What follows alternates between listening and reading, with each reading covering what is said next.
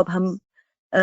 باقاعدگی کے طور پہ شروع کرتے ہوئے سسٹر سمیرہ کوثر کو میں دعوت دوں گی. ان کا میں مختصر سا تعارف کرواتی چلوں. ان کا تعلق نارتھ زون نیلسن برانچ سے ہے. یہ درس و تدریس کے کاموں میں 15 سالوں سے مصروف ہے. الحمدللہ، اللہ ان کی کاوشوں کو قبول فرمائے. اس وقت یہ یو کے اسلامک مشن کے جنرل سیکرٹری کی حیثیت سے اپنے کام کو سر انجام دے رہی ہیں. آج یہ انشاءاللہ ہمارے سامنے انڈکشن آف سمری اور سورہ فاتحہ کی تفصیل کو بیان کریں گی. السلام علیکم ورحمۃ اللہ وبرکاتہ. سسٹر سمیرہ، آپ ہمیں سن سکتی ہیں؟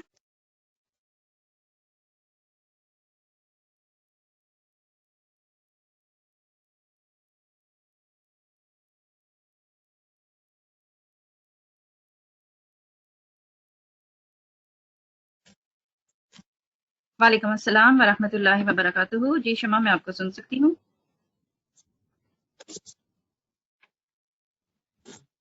جی شروع کریں.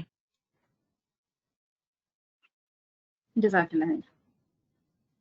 جی السلام علیکم ورحمۃ اللہ وبرکاتہ. میں اپنی تمام سسٹرز کو، اپنی تمام بہنوں کو دورہ قرآن کی اس مجلس میں دل کی گہرائیوں سے ویلکم کرتی ہوں. اور ہم اس دعا کے ساتھ شروع کرتے ہیں کہ اللہ تعالی ہم سب کو اور ہمارے خاندان والوں کو خیر و عافیت سے رکھے، اور ہم خلوص نیت کے ساتھ قرآن پاک کو سمجھ کر پڑھنے والے ہوں اور قرآن کے اس پیغام کو اپنے دلوں میں جذب کر کے عمل کی طرف بڑھ سکیں. جیسا کہ سسٹرز آپ کو معلوم ہے کہ آج کل کے حالات کی وجہ سے مسجد جو ہے وہ ٹیمپرری طور پہ بند ہے، اور دورہ قرآن جو ہے وہ مسجد میں کرنا جو ہے وہ ممکن نہیں رہا. تو یہاں پہ جو ہے وہ یوکیم سسٹرز نے ہم سب کے لیے یہ سہولت رکھی ہے کہ ہم گھر بیٹھ کے قرآن کا مطالعہ کر سکیں، دورہ قرآن میں شرکت کر سکیں. اور جیسا کہ آپ کو معلوم ہے کہ جہاں پہ بھی قرآن پاک پڑھا جاتا ہے تو فرشتوں کا نزول ہوتا ہے. آپ صلی اللہ علیہ وسلم کی واضح حدیث ہے کہ اللہ کے گھروں میں سے کسی گھر میں جب لوگ جمع ہو کے قرآن پاک پڑھتے ہیں تو ان کو فرشتے جو ہیں وہ گھیر لیتے ہیں. فرشتوں کے ذریعے فرشتوں کا نزول جو ہے وہ برکت اور رحمت کا حصول ہوتا ہے. تو اب چونکہ اللہ کے گھر میں اکٹھا ہونا ہمارے لیے جو ہے وہ اس طرح پاسبل نہیں تھا، تو ہم اپنے گھروں میں بیٹھ کے لیکن ایک اجتماعیت کو جوائن کرتے ہوئے اکٹھے مل کے ہم جو ہیں وہ اس دورہ قرآن کا جو ہے وہ سٹارٹ کر رہے ہیں. تو اللہ تعالیٰ سے اس چیز کی امید ہے کہ اللہ تعالیٰ ہمارے گھروں میں بھی فرشتوں کا نزول کریں اور ہماری ان کوششوں کو جو ہے وہ قبول کریں. اور پھر سسٹر جیسے بھی حالات جو ہیں وہ ہمیں پیش آتے ہیں اس میں جو ہے وہ اللہ تعالیٰ کی حکمت پوشیدہ ہوتی ہے. اگر اللہ تعالیٰ چاہتے تو یہ آزمائش کسی اور ٹائم پہ بھی آ سکتی تھی. سم ٹائم انسان کے ذہن میں آتا ہے نا کہ اوہو رمضان میں لاک ڈاؤن ہے، رمضان میں یہ سچویشن ہے. تو یہ تو اللہ تعالیٰ کی جو ہے وہ فیصلے ہیں کہ اللہ تعالیٰ اس کو کسی اور ٹائم پہ بھی رکھ سکتے تھے، لیکن اگر یہ رمضان میں ہے تو اس میں بھی اللہ تعالیٰ کی حکمت ہے. اللہ تعالیٰ نے ہماری باہر کی جو آمد و رفت ہے اس کو محدود کر دیا ہے، اس کو کم کر دیا ہے، اور ہم جو ہیں وہ گھروں میں ہیں. تو الحمدللہ ہماری ضروریات گھر بیٹھے بھی جو ہیں وہ پوری ہو رہی ہیں. ہمیں کسی قسم کی جو ہے کمی کا یا پریشانی کا سامنا نہیں ہے. الحمدللہ ہمارے جو ہے وہ کھانے پینے کا بھی انتظام ہے، اور بھی باقی ضروریات زندگی ہماری جو ہیں وہ ہمیں میسر ہیں. ٹھیک ہے. اور پھر گھر میں رہتے ہوئے اب جو فراغت ہمیں میسر آئی ہے، جو ہماری باہر کی ایکٹیویٹیز کم ہو گئی ہیں، باہر جانا جو ہے وہ اس طرح ہمارا نہیں ہے جیسے کہ پہلے ہوتا تھا، تو وہ جو فراغت ہمیں ملی ہے، جو ٹائم ہمیں ملا ہے، اس کو ہم قرآن پاک پہ غور و فکر کرنے کے لیے لگا سکتے ہیں. اور قرآن کا مین موضوع جو ہے وہ انسان ہے. اللہ تعالیٰ نے جو ہے وہ انسان کو جو ہے وہ اس میں ایڈریس کیا ہے اور کامیابی اور ناکامی کا معیار بتا دیا ہے. جو کریکٹر اللہ تعالیٰ قرآن پاک میں ہمارے سامنے رکھتے ہیں وہ انشاءاللہ جو ہے وہ ہم یہاں پہ سمری آف قرآن کی صورت میں جو ہے وہ ڈسکس کریں گے. اور جیسا کہ آپ کو پتا ہے کہ رمضان المبارک کا مہینہ ہے جو ہے وہ آنے والا ہے. تو رمضان المبارک کی عظمت جو ہے وہ نزول قرآن کی وجہ سے ہے. اور سورہ بقرہ کی آیت نمبر 186 میں اللہ تعالیٰ ارشاد فرماتے ہیں شہر رمضان الذی انزل فیہ القرآن ھدی للناس وبینات من الہدی والفرقان، کہ رمضان وہ مہینہ ہے جس میں قرآن انسانوں کے لیے ایک عظیم ہدایت کے طور پر اتارا گیا ہے. سو یہ قرآن میرے اور آپ کے لیے اللہ تعالیٰ نے عظیم ہدایت کے طور پر اتارا ہے، اور اس میں کھلے نشانات کے طور پر جن میں ہدایت کی تفصیل ہے اور حق اور باطل میں فرق کر دینے والے امور ہیں، یعنی قرآن حق اور باطل میں فرق کر دیتا ہے، پتہ چل جاتا ہے کہ جو ہے وہ حق پہ چلنے والے کون سے ہیں، حق کا راستہ کون سا ہے، اور باطل پہ چلنے والے لوگ کیسے ہیں، ان کا کردار کیسا ہے، اور یہ کسوٹی جو ہے وہ قرآن جو ہے وہ ہمارے سامنے رکھ دیتا ہے. ٹھیک ہے. رمضان جیسے قرآن کا مہینہ ہے تو ہم کیونکہ دن کے ٹائم انسان نے روزہ رکھا ہوا ہوتا ہے، جب روزہ رکھتے ہیں تو وہ تقویٰ کے حصول کا ایک ذریعہ ہے، انسان کا دل جو ہے وہ تقویٰ کی طرف مائل ہو جاتا ہے، اور انسان جو ہے وہ اللہ کے جو ہے وہ قرب حاصل کرنے کے لیول پہ ہوتا ہے، تو وہاں پہ جو ہے وہ قرآن کو سمجھنا جو ہے وہ اور زیادہ آسان کیا جاتا ہے. اس کی ڈیٹیل ہمیں ایک اور سورہ میں بھی نظر آتی ہے، سورہ یونس کی آیت نمبر 57 میں اللہ تعالیٰ کہتے ہیں یا ایھا الناس قد جاءتکم موعظۃ من ربکم وشفاء لما فی الصدور وہدی ورحمۃ للمؤمنین، اے انسانوں یقیناً تمہارے پاس تمہارے رب کی طرف سے نصیحت کی بات آ چکی ہے، اس طرح جو بیماری سینوں میں ہے اس کی شفا بھی ہے اس میں، اور مومنوں کے لیے ہدایت و رحمت ہے. اب ہم دیکھیں کہ ہمارا جو جسم ہے وہ ایک تو جسمانی ہماری ضروریات ہوتی ہیں اور دوسری ہماری روحانی ضروریات ہوتی ہیں. اللہ تعالیٰ کہہ رہے ہیں کہ یہ قرآن دل کی بیماریوں کے لیے شفا ہے، تو دل کی بیماریوں کے لیے کس طرح شفا ہے کہ قرآن ہماری روحانی ضروریات کو پورا کرتا ہے. تو میری عزیز بہنوں، اگر ہم اپنے دن کی روٹین دیکھیں پورے سال میں ہم کیا ہمارا ہوتا ہے کہ ہم زیادہ تر اپنے جسم کی ضروریات پوری کرنے میں لگے رہتے ہیں. بھوک لگی ہے، کھانا کھانا ہے، یہ کھانا ہے، یہ نہیں کھانا، یہ چاہیے وہ چاہیے. ڈریسنگ کا اپنا بڑا دھیان رکھتے ہیں کہ کپڑے ہمارے ایسے ہوں، میچنگ ایسی ہو، ٹرینڈ ہے آج کل اس چیز کا وہ کرنی ہے. نیند ہمیں اپنی بہت پیاری ہوتی ہے. یہ ساری ہماری انسانی ضروریات ہیں جو اللہ تعالیٰ نے ہمارے ساتھ لگائی ہوئی ہیں نا. اور باقی کی ضروریات بھی جیسے جسم کو آرام پہنچانے کی تگ و دو میں لگے رہتے ہیں کہ اپنے آپ کو سردی سے بچانا ہے، گرمی سے بچانا ہے، یہ سہولت ہے، میں یہ اس طرح کا موسم پسند ہے مجھے، اور یہ چیز ہے. تو وہ ساری ہماری جسمانی جو ہے وہ ضروریات کو پورا کرنے میں ہمارا دھیان ہوتا ہے، اور ہم اپنی روح کو جو ہے وہ بھول جاتے ہیں، روح کو نگلیکٹ کر رہے ہوتے ہیں کہ جو ہماری روح کی ضروریات ہیں، جو روح کی ضروریات قرآن کے ذریعے اللہ تعالیٰ پوری کرتے ہیں، وہ ہم اس کو نہیں دے رہے ہوتے. تو رمضان میں کیونکہ باقی چیزیں تھوڑی سی ایک پوز موڈ پہ چلی جاتی ہیں، ایک جیسے ہمارا کھانا پینا بھی ایک سیٹ مومنٹ پہ ہوتا ہے، سارا دن ہم نہیں کھا سکتے روزے کی وجہ سے، اور باقی چیزیں بھی تھوڑی سی سیٹل ڈاؤن ہوتی ہیں، تو اس میں یہ ہمارے پاس بہترین موقع ہوتا ہے کہ ہم قرآن کی طرف متوجہ ہوں اور ہم اپنی روح کو جو ہے وہ اپنی روح کی غذا جو ہے وہ ہم پہنچا سکیں. کہ اللہ تعالیٰ نے ہمارا جسم مٹی سے پیدا کیا تو جسم کی ضروریات بھی مٹی سے پوری ہوتی ہیں، اور ہماری روح جو ہے وہ آسمان سے آئی ہے تو روح کی غذا بھی اللہ تعالیٰ نے آسمان سے قرآن کی صورت میں اتاری ہے. اور پھر یہ ہے کہ جب ہم قرآن کی تلاوت کرتے ہیں نا، سنتے ہیں تلاوت یا خود پڑھتے ہیں، تو ہم کتنا سکون محسوس کرتے ہیں. اور میری بہنوں امیجن کریں کہ جب ہم اس پیغام کو سمجھ بھی رہے ہوں گے، جب ہمیں یہ بھی پتا ہوگا کہ اللہ تعالیٰ کیا کہہ رہے ہیں، تو پھر اس سمجھ کا کیا عالم ہوگا. ٹھیک ہے. تو یہ چیزیں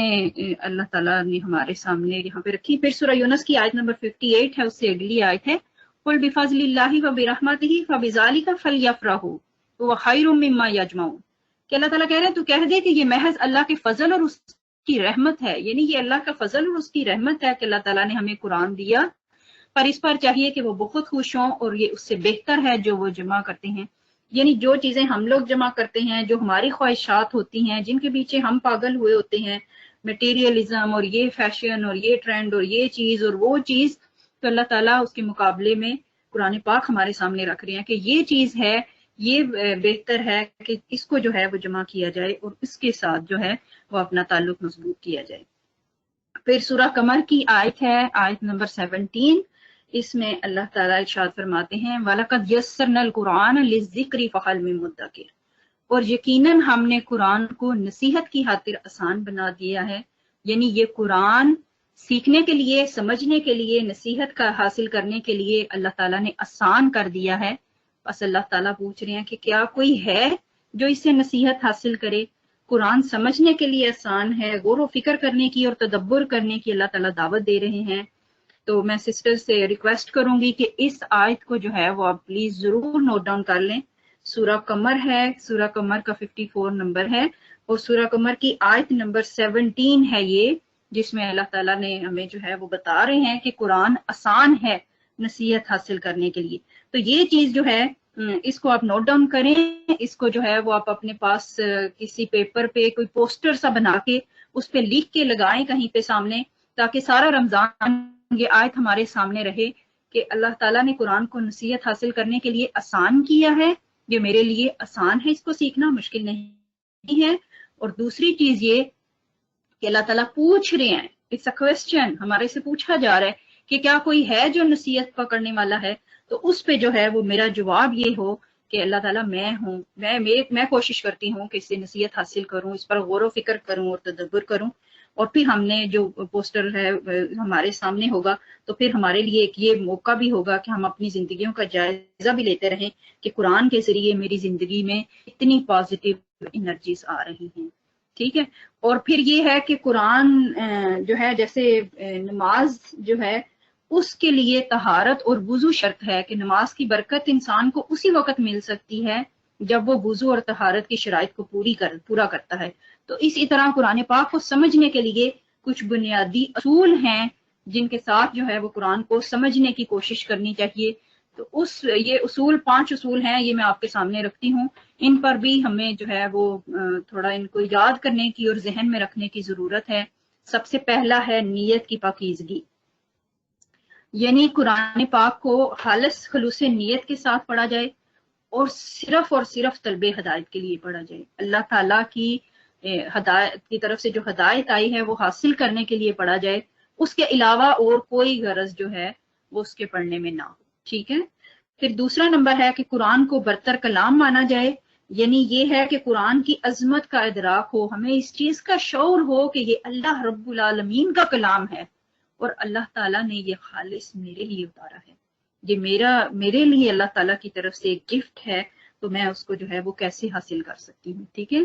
پھر نمبر 3 پہ ہے کہ قرآن کے تقاضوں کے مطابق جو ہے وہ انسان نے اپنے آپ کو بدلنے کا عزم کرنا، اپنے آپ کو بدلنے کا عزم اور ارادہ کرنا. اور پھر یہ کہ مطالعہ قرآن کے لیے قلب کی شرکت ضروری ہے، پورے شعور کے ساتھ پڑھنا ہے، پورے عزم اور حوصلے کے ساتھ جو ہے وہ اس کا جو ہے اس کو سٹارٹ کرنا ہے اور اس کو دیکھنا ہے کہ ہم جو ہے وہ کتنا اس پہ جو ہے وہ اس کے مطابق اپنے آپ کو بدل رہے ہیں. اور نمبر 4 پہ غور و فکر اور تدبر، جیسے پیچھے بھی آیات ہم پڑھ کے آئے کہ اللہ تعالیٰ ہمیں اس قرآن میں غور و فکر کرنے کی اور تدبر کرنے کی دعوت دیتے ہیں. ہم اس میں غور و فکر کریں اور تدبر کریں کہ کیسے جو ہے وہ انسان اس پہ جو ہے وہ چل سکتا ہے اور کیسے ہم اپنے آپ کے لیے جو ہے وہ صراط مستقیم یہاں سے حاصل کر سکتے ہیں. اور نمبر 5 پہ ہدایت کی دعا کرنا. ہدایت اللہ تعالیٰ کی ایک ایسی چیز ہے، اس کی جب تک انسان میں طلب نہیں ہوتی اس وقت تک اس کو نہیں ملتی. اللہ تعالیٰ کی رحمت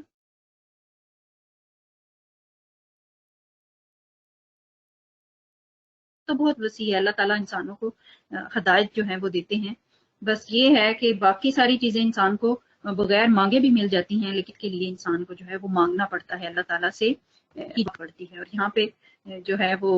سورہ صاد کی آیت ہے، سورہ صاد کی آیت نمبر 29 ہے، کتاب انزلناہ الیک مبارک لیدبروا آیاتہ ولیتذکر اولو الالباب. عظیم کتاب جسے ہم نے تیری طرف نازل کیا، برکت دی گئی ہے تاکہ یہ لوگ اس کی آیات پر تدبر کریں اور تاکہ عقل والے نصیحت پکڑیں. ٹھیک ہے. جس میں عقل ہے، شعور ہے، سمجھ ہے، وہ اس سے نصیحت حاصل کر سکتا ہے اور اس کتاب کو اور لوگ. اس کے بعد حدیث مبارکہ ہے، آپ صلی اللہ علیہ وآلہ وسلم کی حدیث ہے. آپ صلی اللہ علیہ وسلم نے فرمایا خیرکم من تعلم القرآن وعلمہ، تم میں سے بہترین وہ ہے جو قرآن پاک پڑھے اور اس کو سمجھے، پڑھائے. پڑھنے والا اور پڑھانے والا دونوں کو آپ صلی اللہ علیہ وسلم نے بہترین کہا ہے. ہم جو ہے وہ آپ صلی اللہ علیہ وسلم کی رسالت پہ ایمان لاتے ہیں اور آپ صلی اللہ علیہ وسلم کو رول ماڈل بناتے ہیں اپنا، کہ ہم آپ کے طریقے پہ جو ہے وہ چلنے والے ہوں تمام مسلمان. تو آپ صلی اللہ علیہ وسلم کی نظر میں بہترین کون ہے؟ جو قرآن سیکھنے والا اور سکھانے والا، یعنی ہمارا قرآن کے ساتھ تعلق ایسا مضبوط ہو کہ ہم جو ہے وہ اپنی زندگی کی آخری سانسوں تک سیکھتے رہیں اور جو کچھ سیکھیں اس کو آگے جو ہے وہ ڈیلیور بھی کرتے رہیں، اس کو جو ہے وہ آگے سکھاتے بھی رہیں. ٹھیک ہے. اور سمری آف قرآن کا جو ہے، قرآن کا خلاصہ جو ہے جو ہم یہاں پہ دورہ قرآن کی صورت میں کریں گے، اس میں جو ہے وہ ہمارا طریقہ کار یہ ہوگا، ہمارا وے آف میتھڈ جو ہے وہ انشاءاللہ یہ ہوگا کہ قرآنی صورتوں کا مختصر اور جامع خاکہ جو ہے وہ ہمارے سامنے رکھا جائے گا، ہر صورت کا جو ہے وہ اوور ویو بتایا جائے گا، تاکہ اس کے بعد قرآن کو سمجھنا اور اس کو انڈرسٹینڈ کرنا پڑھنا ہمارے لیے آسان ہو جائے. ٹھیک ہے، صورتوں کا شان نزول جو ہے وہ بتایا جائے گا، ہر صورت کا شان نزول بتایا جائے گا. اور جب تک ہمیں ان حالات کا اندازہ نہیں ہوتا نا کہ یہ صورت کن حالات میں نازل ہوئی، یہ مکہ میں نازل ہوئی تھی یا مدینہ میں نازل ہوئی تھی، اس وقت مسلمانوں کے حالات کیا تھے، اس زمانے کی سچویشنز کیا تھیں، ان کو کن مشکلات کا سامنا تھا، اس وقت تک ہم اس صورت کو اس انداز سے سمجھ نہیں سکتے کہ جو اس کے نزول کا مقصد ہے. تو شان نزول جو ہے وہ ہمارے سامنے انشاءاللہ رکھا جائے گا، تاکہ ہم ان حالات کو بھی اندازہ ہمیں ہو کہ کن حالات میں یہ صورت نازل ہوئی ہے، اور ابھی کے ہمارے حالات کیا ہیں، ہمیں کن حالات سے جو ہے وہ واسطہ پیش ہے، اور ہم کیسے اس صورت کو اپنی زندگی میں جاری ساری کر سکتے ہیں. پھر مرکزی مضمون کسی بھی صورت کا جو لب لباب ہوتا ہے، جو اس کا مرکزی مضمون ہوتا ہے، جس مین سبجیکٹ کے ارد گرد جو ہے وہ سورہ گردش کرتی ہے، وہ انشاءاللہ جو ہے وہ مین تھیم کی صورت میں جو ہے وہ پیش کیا جائے گا. اور آیات میں غور و فکر اور تدبر کی جو دعوت ہوتی ہے وہ انشاءاللہ دی جائے گی، وہ سامنے رکھی جائے گی. ہر دن انشاءاللہ ہم جو ہے وہ ایک آیت جو ہے وہ ڈیسائیڈ کریں گے، آیا آف دا ڈے جو ہوگی، آیت تکرار ہوگی کہ جس کی ہم نے دہرائی کرنی ہے اور جس پہ ہم نے غور و فکر کرنا ہے. اور کرنے کا کام بھی یہی ہوگا کہ اس آیت سے ریلیٹڈ ہمیں جو ہے وہ کوئی نہ کوئی ٹاسک دیا جائے گا، کوئی نہ کوئی کام دیا جائے گا، جو ہم اس آیت کو جو ہے وہ سامنے رکھ کے اس کو جو ہے وہ کریں گے انشاءاللہ. اور تاکہ یہ قرآن ہماری آئندہ زندگیوں کے لیے ہمارا جو ہے وہ مشعل راہ ہمارے لیے بن سکے. اور جیسا کہ آپ کو آج پتا ہے کہ آج 21 اپریل ہے، آج سے ہم نے یہ دورہ قرآن کا آغاز کیا ہے، اور یہ 21 مئی تک انشاءاللہ جو ہے وہ چلے گا. 21 مئی تک ہم اس کا دورہ جو ہے وہ کمپلیٹ کریں گے. منڈے سے فرائیڈے تک 5 دن جو ہے ویک میں جو ہے وہ ہوا کرے گا. سیٹرڈے سنڈے جو ہے وہ ڈے آف ہوگا. اور 12 بجے اردو کا ٹائم ہے، 12 سے لے کے 1:30 بجے تک، 12 سے 1:30 تک انشاءاللہ. 1.5 hour، it's only 90 minutes sisters. تو جو ہم نے اس سے جو ہے وہ فائدہ اٹھانا ہے، کرنے والے اس کو کر دیں گے، سننے والے سن لیں گے. اصل جو ہے وہ یہ ہے کہ میرے لیے اس میں جو ہے وہ کیا سبق ہے، اور میں نے اس سے کیا سبق حاصل کیا، میری زندگی میں کتنی تبدیلی آئی. آپ دیکھ رہے ہوں گے کہ ٹائم جو ہے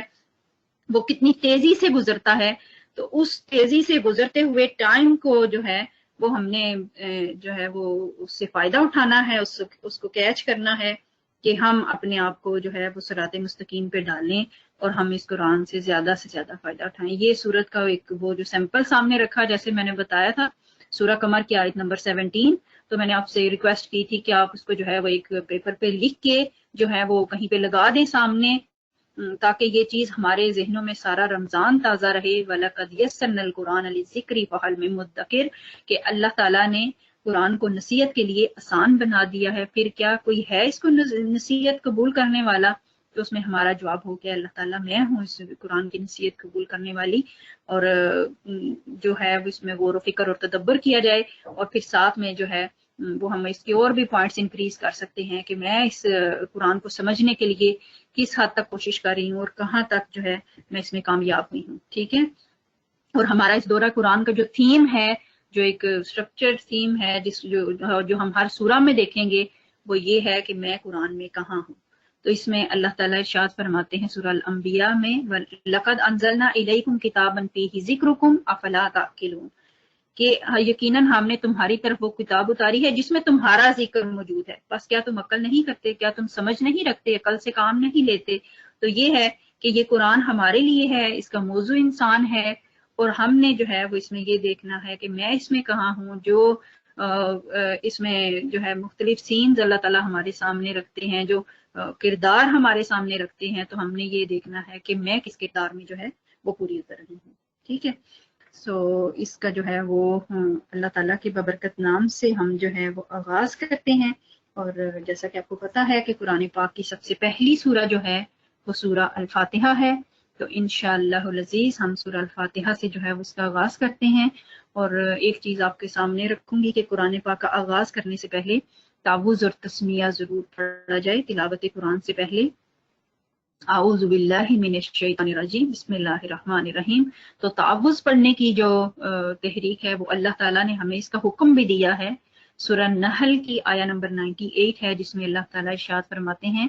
फ़इज़ा क़रअतिल कुरआन फ़स्तइज़ बिल्लाहि मिनश शैतानिर रजीम, कि जब कुरान पढ़ो तो अल्लाह ताला की पनाह में आ जाओ, ताकि शैतान के बहकावों से और उसके हमलों से जो है वो हम महफूज रह सकें कुरान पाक पढ़ते हुए। और फिर बिस्मिल्लाहिर्रहमानिर्रहीम, अल्लाह के नाम से जो बड़ा मेहरबान और नहायत रहम वाला है। अब हम जो है वो सूरह अल फातिहा के फजाइल पहले देखते हैं कि सूरह अल फातिहा के जो है वो कितने जो है वो फजाइल अल्लाह ताला ने हमारे सामने रखे हैं।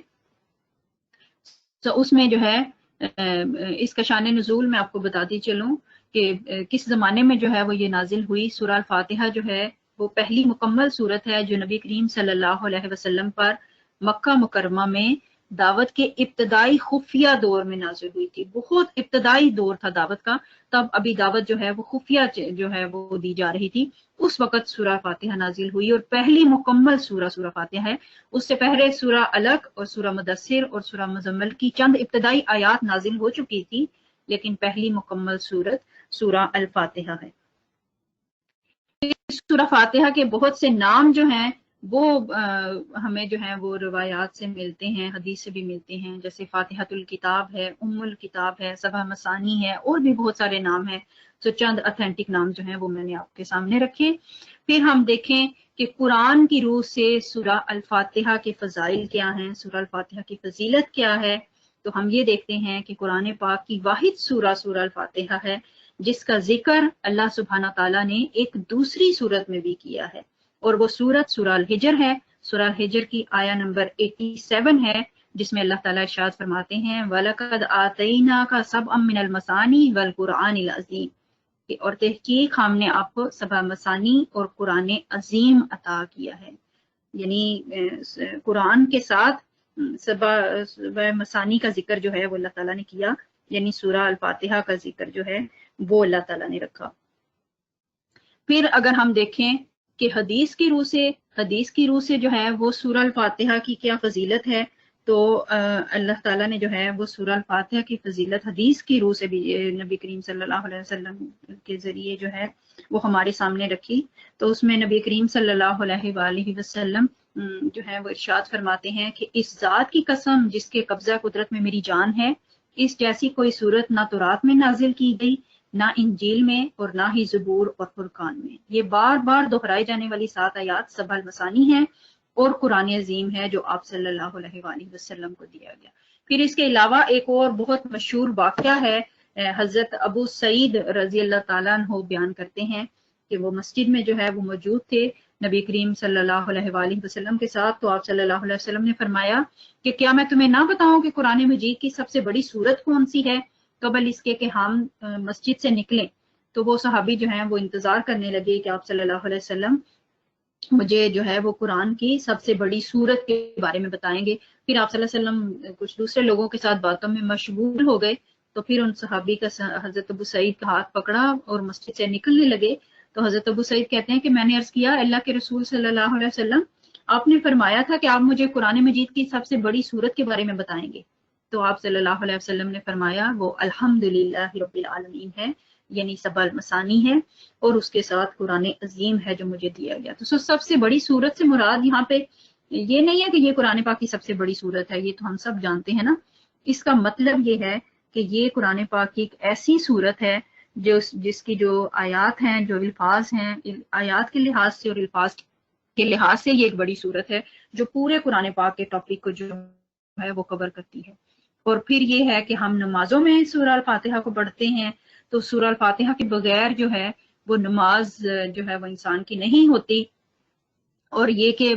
कुरान की जो है वो हम इस चीज में आजाद होते हैं, हम कुरान का कोई भी हिस्सा जो है वो अपनी नमाज में पढ़ लें, लेकिन उससे पहले ये है कि हमें सूरह अल फातिहा पढ़नी चाहिए जो है वो होगी। पहले सूरह अल फातिहा पढ़ेंगे और उसके बाद जो है वो कुरान का कोई भी हिस्सा पढ़ेंगे, ठीक है। और फिर देखें कि इस सूरह की जो है वह अहमियत हमारे सामने कैसे आती है, कि जरा सा हम गौर करें कि अल्लाह ताला ने सूरत को हमारी जिंदगियों में कैसे फिट कर दिया, कैसे हमारी जिंदगियों में शामिल कर दिया है कि हमने नमाज तो जो है वो पढ़नी ही पढ़नी होती है। تو ہر دن جو ہے وہ ہم اس کو کتنی دفعہ پڑھتے ہیں، کتنی دفعہ یہ سورہ جو ہے وہ ہمارے سامنے آتی ہے. کئی لوگ اس کو صرف وہ فرائض کا گنتے ہیں نا کہ 17 ٹائمز ہم اس کو پڑھتے ہیں. تو میں کہتی ہوں کہ صرف فرائض ہی کیوں، سنتے بھی تو ہم الحمدللہ پڑھتے ہیں، نوافل بھی پڑھتے ہیں. تو ہم تو پتہ نہیں کتنی لاتعداد دفعہ میں جو ہے وہ اس سورہ کو دن میں پڑھتے ہیں. تو کیا ہم نے کبھی ایک ہی دفعہ اس پہ غور و فکر کیا؟ اب جب بھی ہم اس کو پڑھیں تو ہم اس پہ ضرور غور و فکر کریں کہ اللہ تعالیٰ نے یہ ایک صورت پورے قرآن کے مقابلے میں ہمارے سامنے رکھ دی جس کو بار بار جو ہے وہ دہرایا جاتا ہے اور بار بار اس کو پڑھا جاتا ہے. اور اس صورت میں جو ہے جو انسان جو ہے وہ اللہ تعالیٰ سے ہدایت کی دعا مانگتے ہیں تو اللہ تعالیٰ اس کے جواب میں پورا قرآن رکھ دیتے ہیں. تو یہ سٹرکچر آپ کو جو ہے وہ سورہ فاتحہ کا نظر آ رہا ہے. انشاءاللہ ہم اس پہ آتے ہیں. اس سے پہلے میں آپ سے جو ہے وہ ایک حدیث قدسی جو ہے وہ سورہ فاتحہ کے بارے میں جو ہے وہ شیئر کروں گی کہ اٹس سو امیزنگ. بڑا یہ ایک انسان کو جو ہے وہ دل خوش کر دینے والی ایک بات لگتی ہے. اور یہ حدیث کہ جب ہم سورہ فاتحہ پڑھتے ہیں تو اللہ تعالیٰ ہمیں اس کا جواب دے دیتے ہیں. سبحان اللہ. ذرا امیجن کریں کہ الفاظ ہماری زبان سے ادا ہو رہے ہیں اور اس کے جواب میں اللہ تعالیٰ ہمیں اس کا جواب دے رہے ہیں. تو حدیث قدسی ہے. حدیث قدسی جو ہوتی ہے وہ یہ ہوتی ہے کہ نبی کریم صلی اللہ علیہ وآلہ وسلم جو ہیں وہ ہمیں بتا رہے ہیں لیکن الفاظ جو ہیں وہ اللہ تعالیٰ کے ہیں کہ اللہ تعالیٰ ایسے کہتے ہیں. ٹھیک ہے. سو جب ہم پڑھتے ہیں الحمدللہ رب العالمین، تمام طرح کی تعریفیں اور تمام طرح کا شکر اللہ رب العالمین کے لیے ہے، تو اللہ تعالیٰ اس کے جواب میں کہتے ہیں میرے بندے نے میری حمد کی. پھر جب دوسری آیت ہم پڑھتے ہیں الرحمن الرحیم تو اللہ تعالیٰ اس کے جواب میں کہتے ہیں کہ میرے بندے نے میری ثنا کی. پھر جب ہم کہتے ہیں مالک یوم الدین تو اس کے جواب میں اللہ تعالیٰ کہتے ہیں کہ میرے بندے نے میری عظمت بیان کی. پھر جب ہم کہتے ہیں ایاک نعبد و ایاک نستعین، کہ اللہ ہم تیری ہی عبادت کرتے ہیں اور ہم تجھی سے مدد مانگتے ہیں، تو اس کے جواب میں اللہ تعالیٰ کہتے ہیں کہ یہ میرے اور میرے بندے کے درمیان عہد، معاہدہ اور وعدہ ہے، اور جو بندہ مجھ سے جو کچھ مانگ رہا ہے وہ میں نے اس کو دے دیا. اور اس کے بعد ہم اللہ تعالیٰ سے ہدایت کی دعا مانگتے ہیں، اہدنا الصراط المستقیم، اے اللہ ہمیں سیدھے راستے پہ چلانا اور راستہ ان لوگوں کا جن پر تو نے انعام کیا اور جن پر تیرا غضب نہیں ہوا اور جو گمراہ نہیں ہوئے. سو جب بھی ہم جو ہے وہ پڑھیں تو اس کو اسی طرح پورے آرام اور اطمینان کے ساتھ پڑھیں اور یہ چیز جو ہے وہ ذہن میں رکھتے ہوئے پڑھیں کہ اللہ تعالیٰ جو ہے وہ مجھے اس کا جواب دے رہے ہیں. یہ جو ہے وہ سورہ الفاتحہ کا مائکرو سٹرکچر ہمارے سامنے آ گیا ہے. سورہ الفاتحہ کو جو ہے وہ کن مضامین میں جو ہے وہ ڈیوائیڈ کیا گیا ہے اور اس کا مرکزی مضمون کیا ہے. تو ہم نمبر 1 سے شروع کرتے ہیں. سو نمبر 1 پہ جو ہے جو آیات ہیں وہ ہیں الحمدللہ رب العالمین الرحمن الرحیم مالک یوم الدین، یعنی آداب دعا. سورہ فاتحہ جو ہے وہ دعا ہے ہمارے لیے. اللہ تعالیٰ سے جو ہم جو ہے وہ دعا مانگ رہے ہیں تو یہ جو ہے دعا مانگنے کا طریقہ ہمیں یہاں پہ جو ہے وہ سکھایا گیا ہے کہ جب ہم نے دعا مانگنی ہے تو کیا کرنا ہے کہ اللہ تعالیٰ کی حمد و ثنا کرنی ہے، اللہ تعالیٰ کے اسماء الحسنہ جو ہیں ان کا بیان یہاں پہ ہے اور اللہ تعالیٰ کی صفات کا جو ہے وہ تذکرہ ہے. سو الحمد کا جو معنی ہے وہ تعریف کے معنی میں ہی ہم بس لیتے ہیں کہ تمام تعریفیں اللہ کے لیے ہیں، لیکن الحمد کے معنی میں شکر کا جذبہ بھی آتا ہے کہ تمام طرح کی تعریفیں اور تمام طرح کے شکر جو ہیں وہ اللہ تعالیٰ کے لیے جو ہیں وہی اس کو سزاوار ہیں. اور ہمیں یہ پڑھتے ہوئے ایک جذبہ ہمارے دل سے پھوٹنا چاہیے کہ واقعی اللہ تعالیٰ تیرے لیے ہی سب تعریفیں ہیں اور ہم تیرے ہی شکر گزار ہیں اور ہم تیرا ہی شکر ادا کرتے ہیں. ٹھیک ہے. الرحمن الرحیم اللہ تعالیٰ کے اسماء الحسنہ ہیں، صفاتی نام ہے اللہ تعالیٰ کے کہ اللہ تعالیٰ جو ہے وہ بہت مہربان اور نہایت رحم کرنے والا ہے. سو دعا مانگنے سے پہلے ہم اللہ تعالیٰ کے ساتھ جو ایک ہمارا تعلق ہے اس کو بیان کر رہے ہیں. مالک یوم الدین، مالک ہے روز جزا کا، نہ صرف روز جزا کا بلکہ اس دنیا کا بھی تو وہی مالک ہے، ہماری زندگیوں کا بھی تو وہی مالک ہے، ہر چیز کا مالک اللہ تعالیٰ ہے. سو اس سے ہمیں یہ پتہ چلتا ہے کہ اللہ تعالیٰ ہی اس بات کا سزاوار ہے کہ ہم اللہ تعالیٰ سے مانگیں. ٹھیک ہے. سیکنڈ پیراگراف ہم دیکھتے ہیں تو سیکنڈ پیراگراف میں جو ہے وہ یہ ہے کہ ایاک نعبد و ایاک نستعین، اے اللہ تعالیٰ ہم تیری ہی عبادت کرتے ہیں اور تیری ہی عبادت کرتے رہیں گے. مفسرین اس کو اس طرح بھی کہتے ہیں ایاک نستعین، اور ہم تجھی سے مدد مانگتے ہیں اور تجھی سے مدد مانگتے رہیں گے. اس میں یہ ہے کہ دعا کا حق جو ہے وہ ہم حاصل کر رہے ہیں کہ اللہ کی عبادت کرتے ہیں، عبادت کے لائق بھی وہی ہے، اور مدد بھی اللہ تعالیٰ سے مانگتے ہیں کہ مدد بھی صرف اللہ تعالیٰ ہی کر سکتا ہے. اور اس کو جو ہے اس میں انسان کو جو ہے وہ ایک تھوڑی سی اسٹریٹ لائن بھی اس کو نظر آتی ہے، غور و فکر بھی اس کو نظر آتا ہے کہ میں نے اللہ تعالیٰ سے ہی مدد مانگنی ہے. میرے جو بھی کام رکے ہوئے ہیں، جہاں بھی جو ہے جہاں پہ بھی مجھے ہیلپ کی ضرورت ہوگی تو وہ یہی ہوگا کہ اللہ تعالیٰ مجھے جو ہے وہ اس میں جو ہے وہ میری ہیلپ کریں گے، اور اللہ تعالیٰ مجھے اس میں جو ہے وہ کامیاب کریں گے، اور میں نے اللہ تعالیٰ سے ہی جو ہے اس کو مانگنا ہے. ٹھیک ہے، پھر آگے جو اصل چیز ہے، اب آداب دعا ہم نے سیکھ لیے کہ دعا کیسے مانگنی ہے، پھر دعا کو جو ہے وہ اس کا حق کیا ہے وہ بھی ہم نے سیکھ لیا. اب آگے جو ہے وہ اصل دعا جو ہے وہ اللہ تعالیٰ نے ہمارے سامنے رکھی ہے. اللہ تعالیٰ نے یہ مثالی دعا ہمیں جو ہے وہ ہم انسانوں کو سکھا دی، اور جو ہے وہ اصل دعا کیا ہے وہی اس سورہ کا مرکزی مضمون بھی ہے، اہدنا الصراط المستقیم، کہ اے اللہ تعالیٰ میری رہنمائی کر دے، مجھے سیدھے رستے کی ہدایت عطا فرما دے. تو یہ ہدایت میری عزیز بہنوں ایسی چیز ہے کہ جس کے ہم سب انسان جو ہیں وہ محتاج ہیں. اور یہ کوئی ایسا نہیں ہے کہ صرف ایک دفعہ کوئی ہم نے جو ہے وہ مانگ لیا، ایک ٹریک پہ ہم چڑھ گئے تو پھر ہم جو ہے وہ وہیں رہیں گے، بلکہ ہمیں ہر وقت اس جامع دعا کو جو ہے یہ مانگنے کی ضرورت ہے. اور دنیا میں ہم دیکھیں کہ اگر کسی کے پاس ساری نعمتیں ہوں، سب کچھ ہو، مال بھی ہے، اولاد بھی ہے، اسٹیٹس بھی ہے، رتبہ بھی ہے، جابس بھی ہیں، بہت کچھ ہے، لیکن اگر صراط مستقیم نہیں ہے تو یہ ساری چیزیں بیکار ہو جاتی ہیں. یہ ساری صراط مستقیم نہ ہو تو ہر چیز جو ہے اس کی نفی ہو جاتی ہے. لیکن اگر انسان صراط مستقیم پہ ہے تو پھر انسان کی جو مال و دولت ہے، جو اس کی اولاد ہے، جو اس کا اسٹیٹس ہے، جو اس کا رتبہ ہے، جو اس کی جاب ہے، وہ سارا کچھ اس کے لیے باعث برکت ہو جاتا ہے، کیونکہ وہ اسٹریٹ راستے پہ ہے، سیدھے راستے پہ ہے. اور یہ جو سیدھے راستے کی دعا ہم اللہ تعالیٰ سے مانگ رہے ہیں، سورہ فاتحہ میں ہم اللہ تعالیٰ سے دعا مانگتے ہیں، تو اس کے جواب میں اللہ تعالیٰ نے پورا قرآن ہمارے سامنے رکھ دیا ہے کہ یہ ہے سیدھا راستہ، یہ ہے صراط مستقیم، یہاں سے تمہیں صراط مستقیم نظر آئے گا، یہاں سے تم اس کو جو ہے وہ حاصل کر سکو گے. اور پھر اسے اگلی آیت میں، آخری آیت میں جو ہے وہ پھر ہم اس دعا کی وضاحت کرتے ہیں. وضاحت دعا ہے کہ اللہ تعالیٰ مجھے کن لوگوں کے راستے پہ چلانا، انعام یافتہ لوگوں کے راستے پہ. صراط الذین انعمت علیہم، ان لوگوں کا راستہ جن پر تو نے انعام کیا ہے. تو اب یہ انعام یافتہ لوگ کون ہیں؟ کون سے ایسے لوگ ہیں جن پر اللہ تعالیٰ نے انعام کیا ہے؟ وہ انبیاء علیہ السلام ہیں، صدیقین ہیں، شہداء ہیں، صالحین ہیں. ان کا راستہ اللہ تعالیٰ ہمیں عطا فرمانا. سب سے اوپر کیٹیگری میں جو ہے نیک لوگوں میں جو ہے انعام یافتہ لوگوں میں انبیاء علیہ السلام آتے ہیں،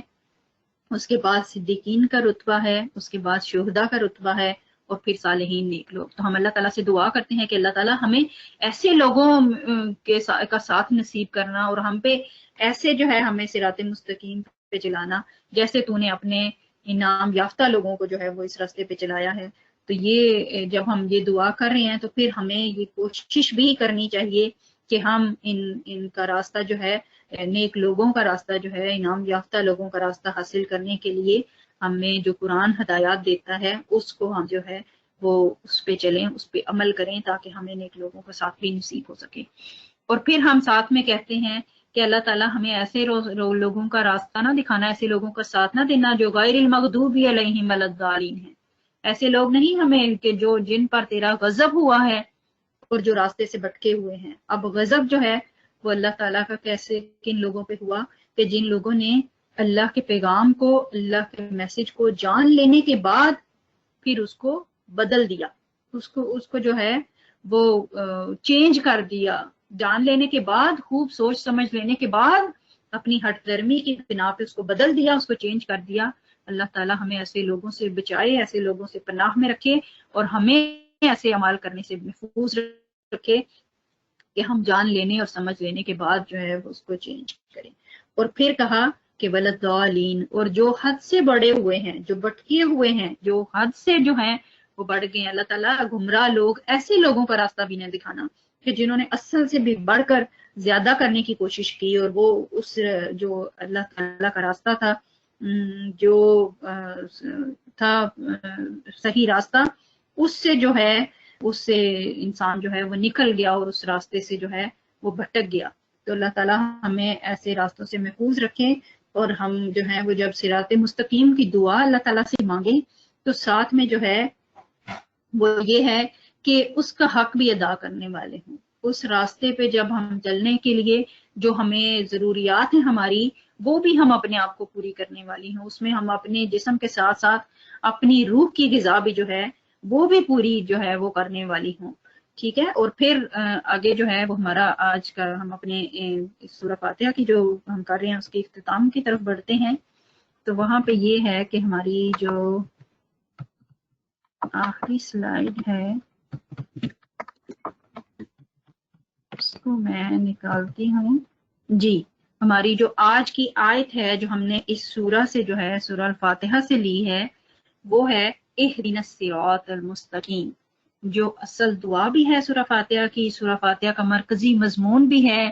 اور یہ آیت ہماری آج کی آیت تکرار بھی ہوگی کہ اللہ تعالیٰ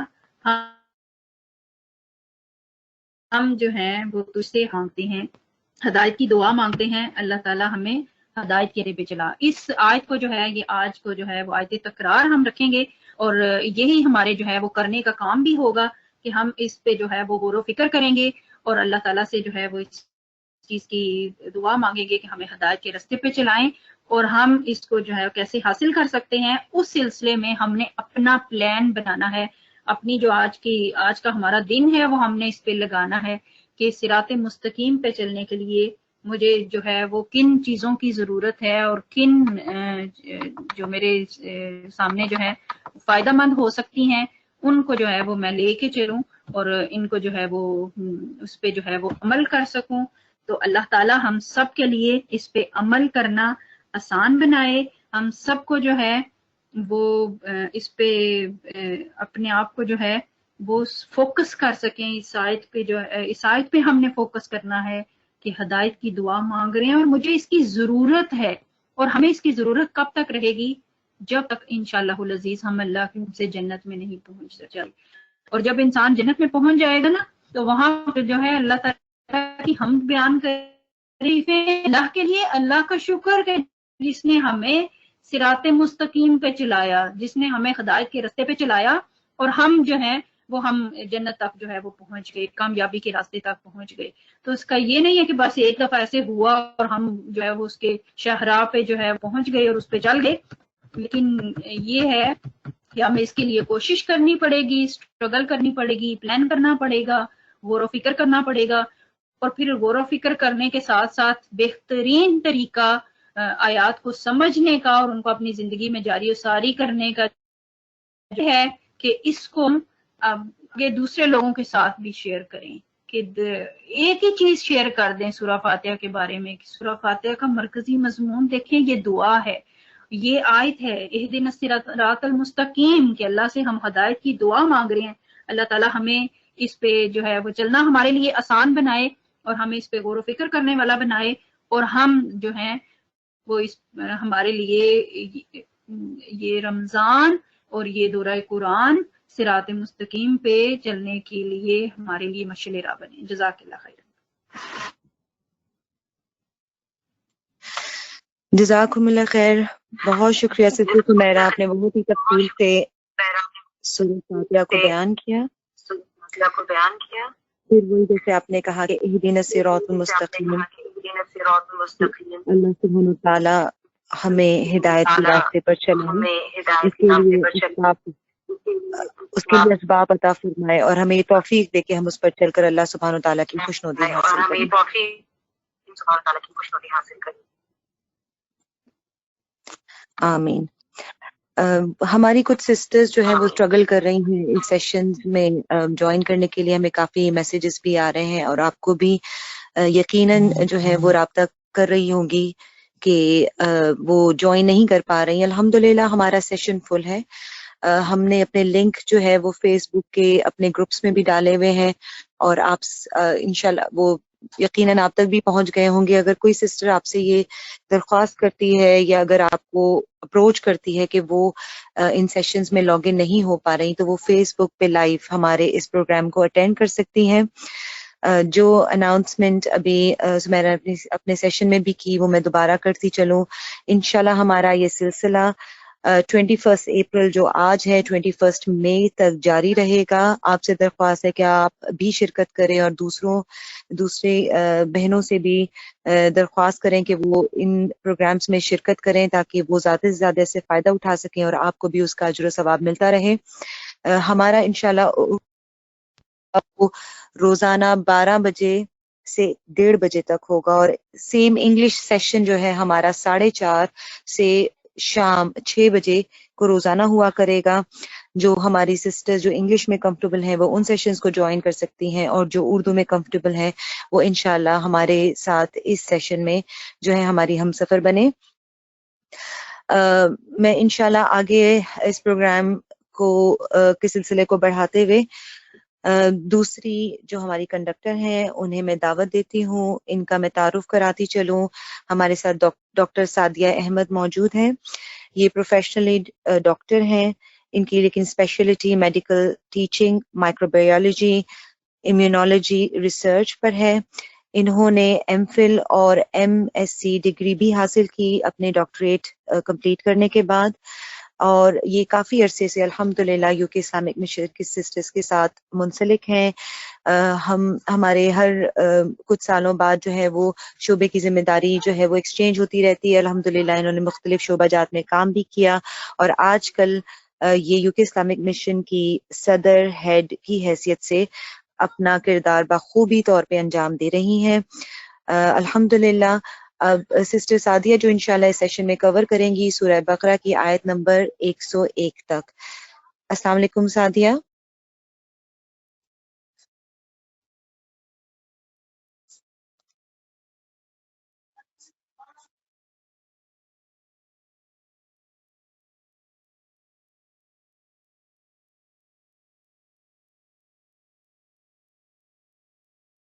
السلام علیکم ورحمۃ اللہ وبرکاتہ۔ شمع میری آواز صحیح آ رہی ہے؟ جی آپ کی آواز بالکل صحیح آ رہی ہے۔ ٹھیک ہے، جزاک اللہ خیرن۔ انشاءاللہ ہم شروع کرتے ہیں۔ سب بہنوں کو السلام علیکم ورحمۃ اللہ وبرکاتہ۔ جیسے کہ الحمدللہ ہمارا آج ایک نئے سفر کا آغاز ہوا ہے، اللہ سبحانہ تعالیٰ سے دعا کرتے ہیں کہ اللہ تعالیٰ اس میں آسانی عطا فرمائے، برکت عطا فرمائے، سب کو گھروں میں اس کو خوشی سے سکون سے سننے کی اور اس کو سمجھنے کی بھی اللہ تعالیٰ ہمیں قوت عطا فرمائے۔ الحمدللہ اللہ نے ایک خوبصورت دن دیا آج، جو خاص طور پہ بہنیں یو کے میں ہیں، ظاہر ہے اس کے حساب سے اگر ہم دیکھیں تو ہم اللہ سبحانہ تعالیٰ کی ساری رحمتوں کو ذہن میں لا کے، جو کہ آج کل ایک اپروچ جسے مائنڈ فلنس کہتے ہیں، کہ جب کوئی چیز ہم امبارک اپون کرنے لگتے ہیں، کوئی بڑی جرنی یا کوئی بڑا مقصد، تو ہم اپنے ذہن کو اور جسم کو پوری طرح حاضر کریں، اور اسی کو نیت کی جسے کہتے ہیں نیت کو حاضر کرنا بھی کہتے ہیں۔ تو اللہ سبحانہ تعالیٰ سے دعا کرتے ہیں کہ اللہ تعالیٰ ہمیں نیت کی درستگی اور پاکیزگی عطا فرمائے۔ ہم نے خوبصورت جو آیات تھیں سورہ فاتحہ کی، اور اس کے علاوہ سورہ بقرہ کی آیات، جن کو مشاری کی جو قاری مشاری ہیں، ہم نے ان کو سنا جب ہم نے 10 منٹ پہلے ہم تلاوت کا آغاز کر دیتے ہیں، تو اسی لیے کہ ایک ہمارا مائنڈ جو ہے وہ قرآن کے ساتھ اور اس ٹیون، اس ویو لینتھ کے اوپر آ جائے، تاکہ ہم بہترین جو قرآن کے موتی ہیں وہ چن سکیں۔ اللہ تعالیٰ جزا دے ہماری سسٹر سمیرا کو، انہوں نے بہترین طریقے سے سورہ فاتحہ کا جو لب لباب ہے، جو اس کا حاصل ہے، وہ ہمارے سامنے رکھا۔ تو ہم اللہ تعالیٰ سے یہ بھی دعا کرتے ہیں کہ اللہ تعالیٰ ہمیں صراط مستقیم کے لیے، ہدایت کے لیے دعا کرنے والا اور شدید طلب کرنے والا بنائے۔ ساتھ ہی ساتھ ہم اپنے سیشن کے شروع، یہ جو دوسرا پارٹ ہے، اس کے شروع میں یہ دعا بھی مانگتے ہیں کہ اللہم ارنا الحق حقا وارزقنا اتباعہ وارنا الباطل باطلا وارزقنا اجتنابہ۔ اور حضرت موسیٰ کی جو دعا شرح صدر کے لیے ہے، ہم وہ سب بھی ایک مانگ لیں اپنے لیے کہ اللہ تعالیٰ ہمیں شرح صدر عطا فرمائے۔ رب اشرح لی صدری ویسر لی امری واحلل عقدۃ من لسانی یفقہوا قولی، کہ اللہ تعالیٰ ہم قرآن سے جو کچھ بھی ابھی سمجھیں، اور اس سے پہلے بھی اور آگے آنے والے دنوں میں بھی، اللہ تعالیٰ اس میں ہمیں جو حق ہے اس کو بالکل کلیئر کر دے، کسی قسم کا بھی شک ہمارے دل میں، دماغ میں اور ہمارے عمل میں، اور ہمیں ایسے لوگوں سے بھی اور ایسے شیطان کے وسوسوں سے بھی بچائے اللہ، جن کی وجہ سے ہم شک میں مبتلا ہو جاتے ہیں، اور قرآن کا باطل جو ہے وہ ہمیں کلیئرلی باطل نظر آئے اور ہم اس سے اپنے لیے اجتناب کرنے کی، اس سے دور رہنے کی پوری طرح سے تدبیر کر سکیں۔ جیسا کہ آپ کو بتایا گیا کہ یہ جو سمری آف قرآن ہے یہ ایک خلاصے کے طور پہ پیش کی جائے گی سورہ بائی سورہ، اور اس میں ہمارا فوکس جو ہے، ہماری تھیم جسے کہہ سکتے ہیں، ہمارا ایک طرح سے سینٹر پوائنٹ جو ہے وہ اس پہ رہے گا کہ ہر سورہ میں ہم اپنا تذکرہ ڈھونڈیں، جو کہ سورہ انبیاء میں اللہ تعالیٰ نے فرمایا نا کہ اے انسان اس میں تیرا ذکر ہے، تو ہمیں اپنا ذکر تلاش کرنا ہے تاکہ ہم اس ذکر کو تلاش کرتے، اس پہ عمل کرتے، اس پہ سمجھتے اور ہدایات پہ عمل کرتے ہوئے انشاءاللہ انعام یافتہ لوگوں میں شامل ہو جائیں۔ جس طرح کہ آپ کو لے آؤٹ بتایا گیا ہے تو اسی طریقے سے ہم سورہ بقرہ کو انشاءاللہ العزیز آج شروع کریں گے۔ سورہ بقرہ جو ہے قرآن کی ترتیب کے حساب سے دوسری صورت ہے، تو ہم انشاءاللہ سورہ بقرہ کا مختصر اور جامع خاکہ انشاءاللہ پیش کریں گے، جس میں سے آج آدھی سورہ بقرہ کی جو آیتیں ہیں وہ کرنے کی ہم کوشش کریں گے۔ اللہ سبحانہ تعالیٰ سے دعا ہے کہ وہ ہمارے وقت میں اور ہماری سمجھ میں برکت عطا فرمائے۔ سورت کا شان نزول کہ کب اللہ کے نبی صلی اللہ علیہ وسلم پہ نازل کی گئی اور اس کا مرکزی مضمون کیا ہے، پھر آیات میں غور و فکر کریں گے، جو آیتیں ہیں ان کو ایک بلاک کے طور پہ لیں گے کہ جیسے پہلی 39 آیات 39 آیات کا ایک مین ٹاپک چل رہا ہے تو ہم اس پہ غور و فکر کریں گے، پھر اگلی کچھ بڑے بلاک آف آیا لیں گے جس میں ایک ٹاپک چل رہا ہے۔ جب ہم صورتوں میں غور و فکر کریں گے اور ان کے اندر آیتوں کے ایک بڑے حصے پہ غور و فکر کریں گے تو میں چاہوں گی کہ ہم سب اس پہ توجہ دیں کہ اللہ سبحانہ تعالیٰ نے صورتوں کو بھی بہترین ایک خوبصورت جسے کہتے ہیں ایک پرسنالٹی عطا کی ہے، اور ہمیں بظاہر لگتا ہے جب ہم نے غور و فکر نہیں کیا ہوتا تو کہ یہ ایک دم سے موضوع کیوں بدل گیا، لیکن اصل میں وہ بہت خوبصورتی سے لنکڈ ہوتا ہے۔ تو اللہ تعالیٰ ہمیں سمجھ عطا کرے ہم سب کو کہ انشاءاللہ ہم وہ جو لنک ہے صورتوں کا آپس میں بھی اور ود ان سورہ جو آیتوں کا آپس میں گروپ بائی گروپ لنک ہے وہ بھی ہم سمجھ سکیں۔ اور پھر جیسے کہ سسٹر سمیرا نے آپ کو بتایا کہ ایک آیت آپ کو دی جائے گی روزانہ، وہ ہمارے لیے بھی ہے، کروانے والوں کے لیے بھی اور سننے والوں کے لیے بھی، کہ اس آیت پہ ہم روز کا روز غور و فکر کریں، اور پھر اس کے اوپر جو کرنے کا کام جیسے انہوں نے دیا کہ ہم اس کے اوپر تھوڑی سی چیزیں لکھیں۔ آپ کو پتہ ہے کہ یہ ہاتھ جو ہیں اور یہ آنکھیں اور یہ جو کان ہیں اور اس کے علاوہ جو غور و فکر کی صلاحیت ہے، یہ سب علم حاصل کرنے کے ذریعے ہیں، اور قیامت کے دن ان سب کی گواہی ہمارے حق میں یا ہمارے خلاف پیش ہوگی۔ تو ہم اللہ سے دعا کرتے ہیں کہ ہم اپنی جو یہ علمی صلاحیتیں حاصل کرنے کے لیے جو اللہ نے ہمیں ہماری جسم میں بہترین دیے ہوئے ہیں اعضاء، ہم ان کو اس رمضان میں اپنے پورے طریقے سے کام پہ لگائیں اور ان کو اپنے لیے قیامت کے دن اپنے حق میں گواہ بنائیں انشاءاللہ۔ تو آپ ضرور اس کے اوپر کچھ لکھیں، جو بھی ٹاسک ہے کہ آج کے دن میں نے کیا سیکھا، اور جو یہ مجھے آیتیں تکرار دی اس کو میں نے جب غور و فکر کیا تو مجھے کیا حاصل ہوا، اس کو اگر ہم لکھ لیں گے انشاءاللہ، اور آپ کو اینڈ میں بتایا جائے گا کہ آپ وہ لکھا ہوا جو ہے کس کو انشاءاللہ سینڈ بھی کر سکتے ہیں ایز فیڈ بیک۔ یہاں پہ ایک اور بہت اہم چیز ہے کہ جو ہم اردو سمجھنے والے زیادہ لوگ ہیں، ہمارے ہاں ایک تلاوت کا جو لفظ ہے اس کی کچھ جسے کہنا چاہیے سپرفیشل، میں یہ تو نہیں کہوں گی سطحی برے طریقے سے، لیکن کچھ ایک کنونشنل سا مطلب سمجھا جاتا ہے، ایک عام سا مطلب لے لیا جاتا ہے۔ تو تلاوت کا جو مطلب ہے، یہ لفظ اس کا جو روٹ ورڈ ہے وہ تلو سے نکلا ہے، جس کا مطلب ہوتا ہے پیچھے آنا۔ لیکن عربی میں جب نبی اکرم صلی اللہ علیہ وسلم سے اور صحابہ کرام کے عمل سے جب ہمیں قرآن کی تلاوت کے بارے میں پتہ چلتا ہے تو اس میں جو بہت اہم چیز ہے جو ہمارے سامنے آتی ہے کہ وہ صرف ناظرہ تلاوت نہیں ہوتی۔ اس تلاوت کا مطلب ہے کہ زبان تو وہ تلاوت کر رہی ہے، یعنی زبان اس ٹیکسٹ کے پیچھے لگی ہے، لیکن ساتھ ہی ساتھ دل اور دماغ بھی اس کے پیچھے لگ جائیں۔ پھر دل و دماغ سے سوچ بدلے تو سوچ کے ساتھ زندگی بھی اس کے پیچھے لگ جائے، پھر میرے جسم کے اعضاء بھی اس کے پیچھے لگ جائیں، قرآن وہی بن جائے جو کہ ہم قرآن کی دعا کرتے ہیں کہ اللہ تعالیٰ اس کو میرا امام بنا دے، اس کو میرے لیے نور ہدایت بنا دے، اس کو میرا گائیڈ یعنی رہنما بنا دے، قرآن آگے ہو اور میری زندگی اور میں اس کے پیچھے لگ جاؤں۔ اور قرآن جب ہم پڑھیں اس طریقے سے تو ہمارے اندر دل تک جذب ہو جائے، ہماری آنکھوں سے آنسو نکلیں، ہماری زندگی کا کوئی گوشہ اس تلاوت کے اثر سے خالی نہ ہو، اور تلاوت کے اس عمل سے جب ہماری زبان اس کے پیچھے لگے گی تو ہماری آنکھیں، جسم اور دل اور عمل بھی بدلے، اور اس کے ساتھ ساتھ ہماری سوچ میں وہ انقلاب یعنی وہ چینج آ جائے جس کے بعد ہم اپنی زندگیوں میں وہ عمل لا سکیں کہ ہم کہیں کہ ہم نے قرآن کو اپنا لیا۔ ہم قرآن والے بن جائیں، جو کہ اللہ کے نبی صلی اللہ علیہ وسلم جن کے لیے بشارت دی کہ وہ اللہ والے ہیں، اور یہ تلاوت کا عمل ہے جس کے نتیجے میں تبدیلی آتی ہے. تو ہم اللہ سے دعا کرتے ہیں کہ اللہ تعالیٰ ہمارے دلوں کو، دماغ کو، ہمارے عمل کو اور ہمارے جسم اور کا ان سائڈ آؤٹ جو ہے وہ اللہ سبحانہ تعالیٰ قرآن کے ذریعے بدل دے اس رمضان میں انشاءاللہ.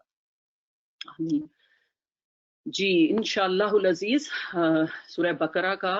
آغاز کرتے ہیں. اعوذ باللہ من الشیطان الرجیم. سورہ بقرہ جیسے کہ سب جانتے ہیں قرآن کی طویل ترین سورت ہے، اور آپ دیکھیں گے کہ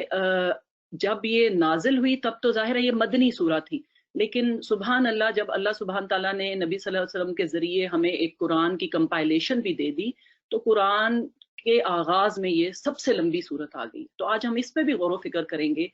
کہ اللہ تعالیٰ نے جب لوگ اسلام میں داخل ہو رہے تھے اور اسلام ایک دین کے طور پہ دنیا میں آیا تھا تب اس کی ٹائمنگ اور تھی، لیکن اب جب کہ دنیا میں اسلام ایک رائج دین کے طور پہ ہم سب کو اس کی آسانی بھی ہے اس کے اندر داخل ہونے کی، تو اللہ سبحانہ تعالیٰ نے اس کو فوراً سورہ فاتحہ کے بعد رکھا ہے. یہ ایک نہایت فضائل والی سورت ہے جن کو انگلش میں ورچوز کہتے ہیں. اس کے اتنے فضائل ہیں کہ اس کے لیے الگ سے ایک وقت چاہیے، لیکن میں چونکہ یہ ہم سمری اور خلاصہ پیش کریں تو میں چاہوں گی کہ بہنیں جو ہیں اس کے بعد اس کے بارے میں مزید جو ہے ریسرچ اپنی کر سکتی ہیں، اور اتھینٹک احادیث کے مطابق ہم انشاءاللہ آپ کے سامنے ورچوز رکھیں گے اور فضائل رکھیں گے. سورہ بقرہ جیسے میں نے کہا کہ یہ مدنی سورت ہے اور اس کے ٹوٹل 286 آیات ہیں،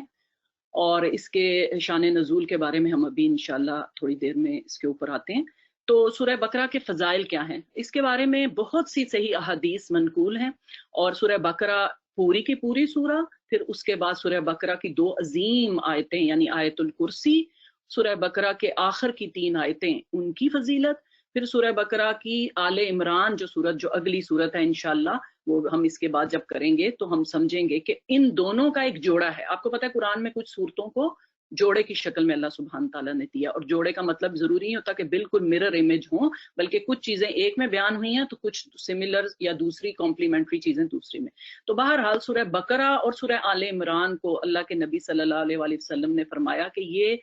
زہراوین ہیں. زہراوین کا مطلب ہے کہ چمکتی ہوئی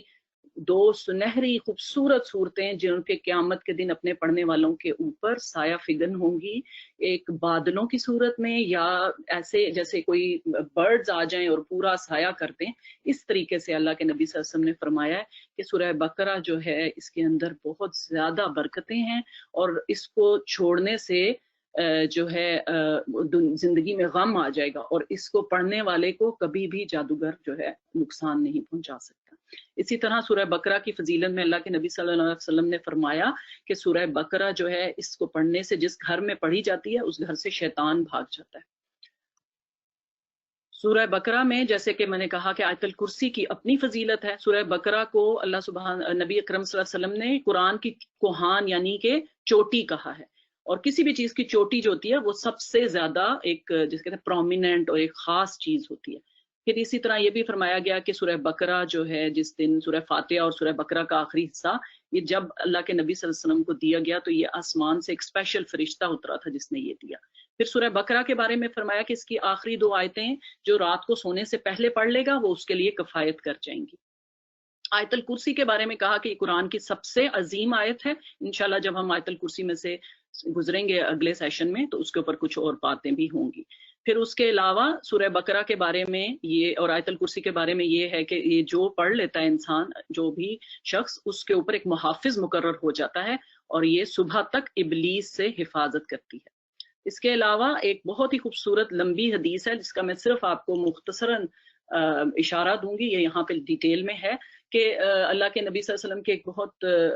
صحابی تھے عزیز اسید بن حضیر. انہوں نے جب اس کی ریسیٹیشن کی تو آپ کو کئی لوگوں نے یہ واقعہ سنا ہوگا کہ انہوں نے پھر ایک روشنی چمکتی ہوئی سی دیکھی اور ان کے گھوڑے زور زور سے ٹاپنا شروع ہو گئے. تو انہیں بتایا گیا صبح نبی صلی اللہ علیہ وسلم سے جب بات کی تو آپ نے فرمایا کہ وہ فرشتے تھے جو تمہاری تلاوت سننے کے لیے نیچے اتر آئے تھے. تو اس کا مطلب ہے کہ قرآن ان جنرل، لیکن سورہ بقرہ کی تلاوت اگر کی جائے خوبصورت آواز میں تو فرشتے جو ہیں وہ بھی اس کو سننے کے لیے حاضر ہو جاتے ہیں. تو اللہ سبحانہ تعالیٰ ہمیں سب سے پہلے جو سورہ بقرہ کی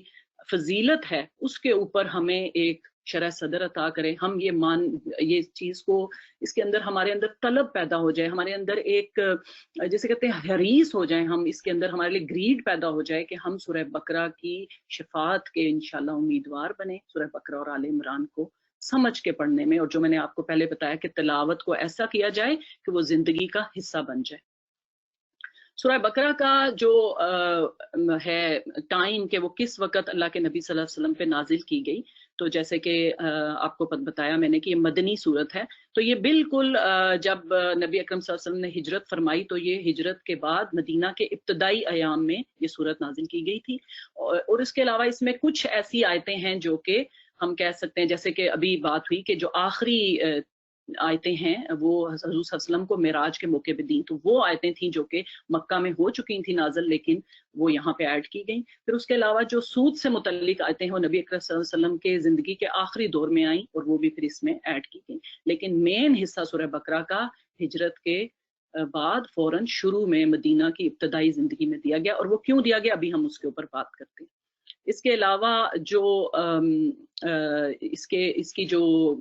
ہے بیک گراؤنڈ، اگر ہم اس کے اوپر بات کر لیں، یعنی کہ شان نزول کیا ہے اس صورت کا، تو ہم نے جیسے ابھی بات کی کہ نبی اکرم صلی اللہ علیہ وسلم نے اس وقت ہجرت کر کے آپ تشریف لائے تھے مدینہ، اور مدینہ میں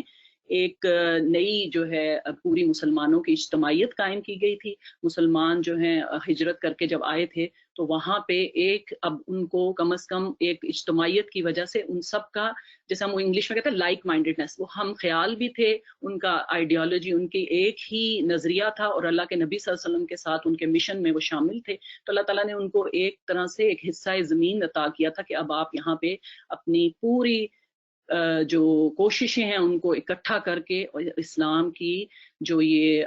تحریک اٹھی ہے اس کے لیے پوری جان جوکھوں کے ساتھ لگ کے کام کریں تاکہ اللہ تعالیٰ دین کو غلبہ عطا فرمائے، اور یہ ہم نے دیکھا کہ انشاءاللہ 13 سال کی مدت میں اللہ تعالیٰ نے یہ ہمیں کر کے دکھا دیا نبی اکرم صلی اللہ علیہ وسلم اور ان کے جانثار صحابہ کی انتھک کوششوں کی وجہ سے۔ تو اب جب کہ وہاں پہ آپ کو پتا ہے اس سے پہلے مدینہ میں اللہ سبحانہ تعالیٰ نے جو صورتیں نازل کی، مکہ میں نازل کی، ان مکن صورتوں میں سارا زور توحید رسالت آخرت پہ ہے، اور اس کے ساتھ ساتھ صبر پہ، اور صبر کے ساتھ اپنے ہاتھ روکے رکھنے پہ۔ تو مدینہ میں آنے کے بعد یہ سچویشن بدلی ہے، اور اللہ سبحانہ تعالیٰ نے جو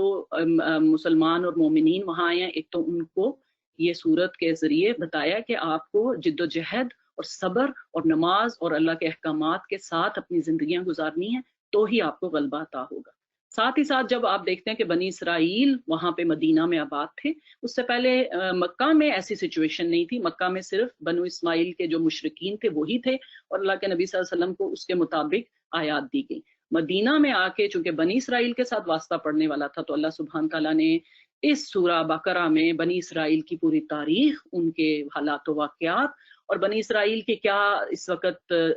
جو ہے دینی حالات تھے، جو وہ پہلے اہل کتاب تھے، ایک پرانی امت تھے، لیکن وہ ایک طرح سے بگڑے ہوئے مسلمان تھے، انہوں نے اپنا سب کچھ جو دینی امامت تھی اور جو دین کے تعلیمات تھی وہ فراموش کر چکے تھے۔ تو اللہ سبحانہ تعالیٰ نے نبی اکرم صلی اللہ علیہ وسلم کو بھی اور صحابہ کو بھی، اور ساتھ ہی ساتھ ان بنی اسرائیل کو بھی دوبارہ سے ایک دفعہ فائنل کال ٹو اسلام کہ آپ آنا چاہتے ہیں اس اسلام کے دائرے میں، تو یہ آپ کے لیے موقع ہے، اور ان کو بھی یاد کرایا کہ آپ نے اپنے طرف جو ہدایت آئی تھی، جو کتاب آئی تھی اور جو رسول آئے تھے ان کے ساتھ کیا کیا تھا، وہ سب ان کو یاد کرایا گیا۔ اور پھر تیسری بہت اہم چیز کہ سورہ بقرہ میں، جو کہ مکی صورتوں میں ہمیں نظر نہیں آئے گا، کہ سورہ بقرہ کی شروع میں اللہ تعالیٰ نے انسانوں کی ایک بہت اہم قسم جن کو منافقین کہتے ہیں، ان کے بارے میں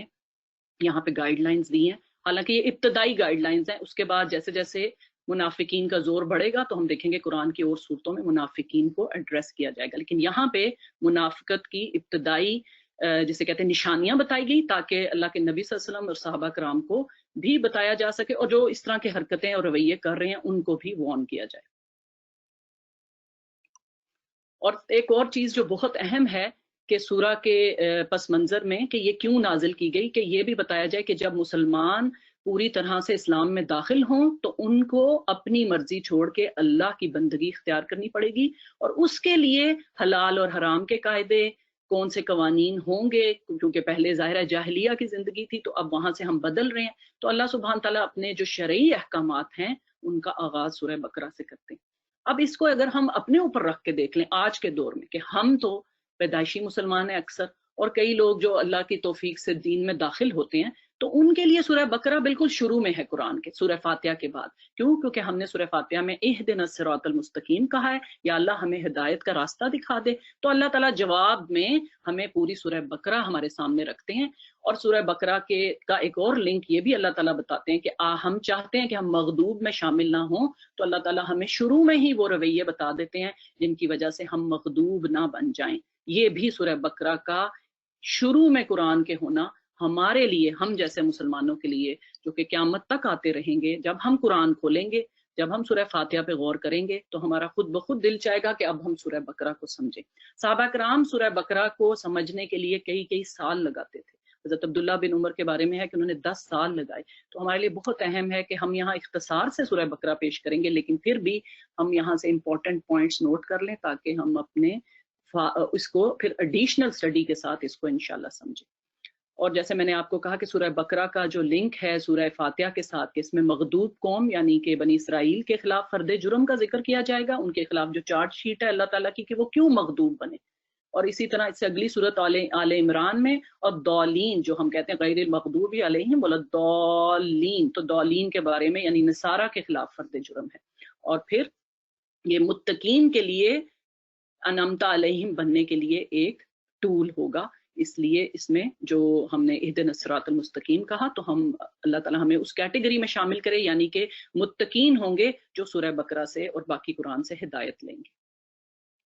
اب ہم آ جاتے ہیں سورہ بقرہ کے مرکزی مضمون پہ. جیسے کہ آپ کو سسٹر سمیرہ نے بتایا کہ ہر سورہ کا ایک مرکزی مضمون ہے، اور جب ہم سورہ کی سٹڈی کرتے ہیں تو جو ہماری تھیم ہے یعنی کہ میں اس سورہ میں کہاں ہوں، وہ ہم انشاءاللہ وہ ہم اپنے عمل کے لیے، اپنے غور و فکر کے لیے ساتھ ساتھ رکھیں گے. تو سورہ بقرہ کا مرکزی مضمون امامت کی تبدیلی ہے. اب چونکہ ہم لوگ بہت زیادہ اردو میں بھی کئی دفعہ عام چونکہ مطالعہ وغیرہ اتنا نہیں کرتے اور سادی زبان کی عادت ہوتی جا رہی ہے ہمیں، تو کئی دفعہ ہمیں امامت کا ورڈ بھی سمجھ نہیں آتا. امامت جو ہے لیڈرشپ کو کہتے ہیں، لیکن دنیاوی لیڈرشپ میں اور یہ امامت جس کی اللہ تعالیٰ ذکر کر رہے ہیں اس میں بہت فرق ہے. دنیاوی لیڈرشپ تو ظاہر ہے دنیا کو چلانے کے لیے ہے جو کہ بہت امپورٹنٹ ہے، اللہ نے وہ بھی اس کا بھی وعدہ کیا، لیکن ہدایت کے لیے کون دنیا کو، دنیا کی وہ پوری آبادی کو، جو اس وقت تو آپ جانتے ہیں کتنی بڑی آبادی ہے 6 بلین پلس، تو اللہ سبحانہ تعالیٰ نے جو بھی چوزن امت ہوتی ہے اس کے اوپر امامت، اس کو رسول دیا ہوتا ہے وقت کا، اور اس کے پاس کتاب ہوتی ہے جو کہ ہدایت کا سورس ہوتی ہے. تو اس وقت جب سورہ بقرہ نازل کی گئی تو اس وقت اس سے پہلی امت بنی اسرائیل تھے، اور اللہ سبحانہ تعالیٰ کیٹیگوریکلی جاب ڈسکرپشن اور جاب کی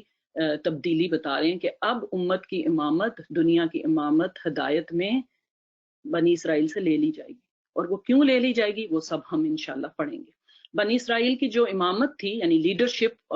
فار گائیڈنگ دا ہیومینٹی،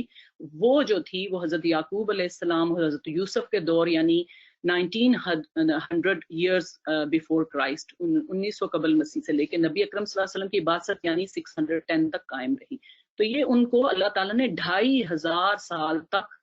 امامت کے اوپر فائز رکھا. یہ ہمارے لیے بہت بڑا لمحہ فکری ہے. اس وقت اللہ سبحانہ تعالیٰ نے جب یہ امامت ان سے لے کے اللہ کے نبی صلی اللہ علیہ وسلم کی امت کو دے دی ہے جو کہ قیامت تک قائم رہے گی، تو ہمارے لیے بہت بڑا لمحہ فکر ہے کہ ہم سوچیں کہ ایک اتنی بڑی امت جس کو اللہ تعالیٰ نے، ابھی ہم پڑھیں گے کہ بہت ہی اپنا لاڈلا چہیتا اور بہت ہی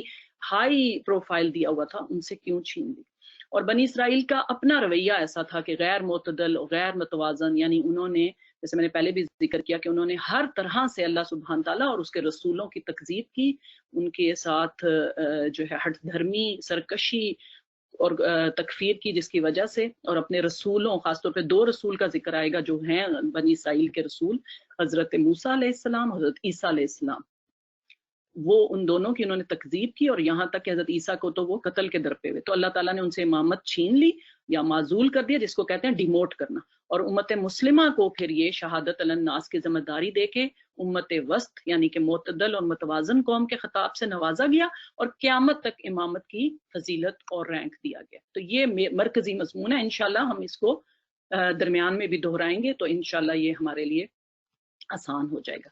اب جیسے میں نے کہا کہ سورہ بقرہ بہت ایک طویل صورت ہے، قرآن کی سب سے طویل صورت ہے، تو ہم اس کو سمجھنے کے لیے اس کو بہت سے مفسرین نے مختلف طریقے سے بیان کیا ہے. کئی لوگوں نے اس کے 9 حصے کیے ہیں، کئی لوگوں نے اس کے 7 حصے کیے ہیں. ہر طریقے سے پڑھا جا سکتا ہے، لیکن یہاں پہ ہم آپ کے سامنے جب پیش کریں گے تو جیسے میں نے کہا کہ آیات کے اوپر جنرلی کیا ٹاپک چل رہا ہے اس کے حساب سے اس کو 4 حصوں میں ڈیوائیڈ کیا گیا ہے. کہ پہلی 39 یعنی کہ 39 آیتیں جو ہیں وہ تمہید بھی ہے، لیکن اس کے اندر پوری دنیا کے لوگوں کو بتایا گیا کہ وہ ون آف دا 3 کیٹیگریز ہوں گے، جو کہ ہمارے لیے بڑا اہم ہے. کہ جیسے ہی ہم نے سورہ فاتحہ سے سمجھا کہ ہم ہدایت حاصل کرنا چاہتے ہیں، اب پہلے ہی ہمارے سامنے جو آیتیں آتی ہیں اس میں 3 طرح کے لوگوں کا، جن کا سورہ فاتحہ میں اشارہ تھا کہ انعمت علیہم ہوں گے، مغضوب ہوں گے، ضالین ہوں گے. تو اب اللہ تعالیٰ ذرا کھول کے بیان کریں گے کہ 3 طرح کے لوگ کیسے ہوتے ہیں اور وہ کیوں اپنے اپنے انجام پہ اینڈ اپ ہوں گے.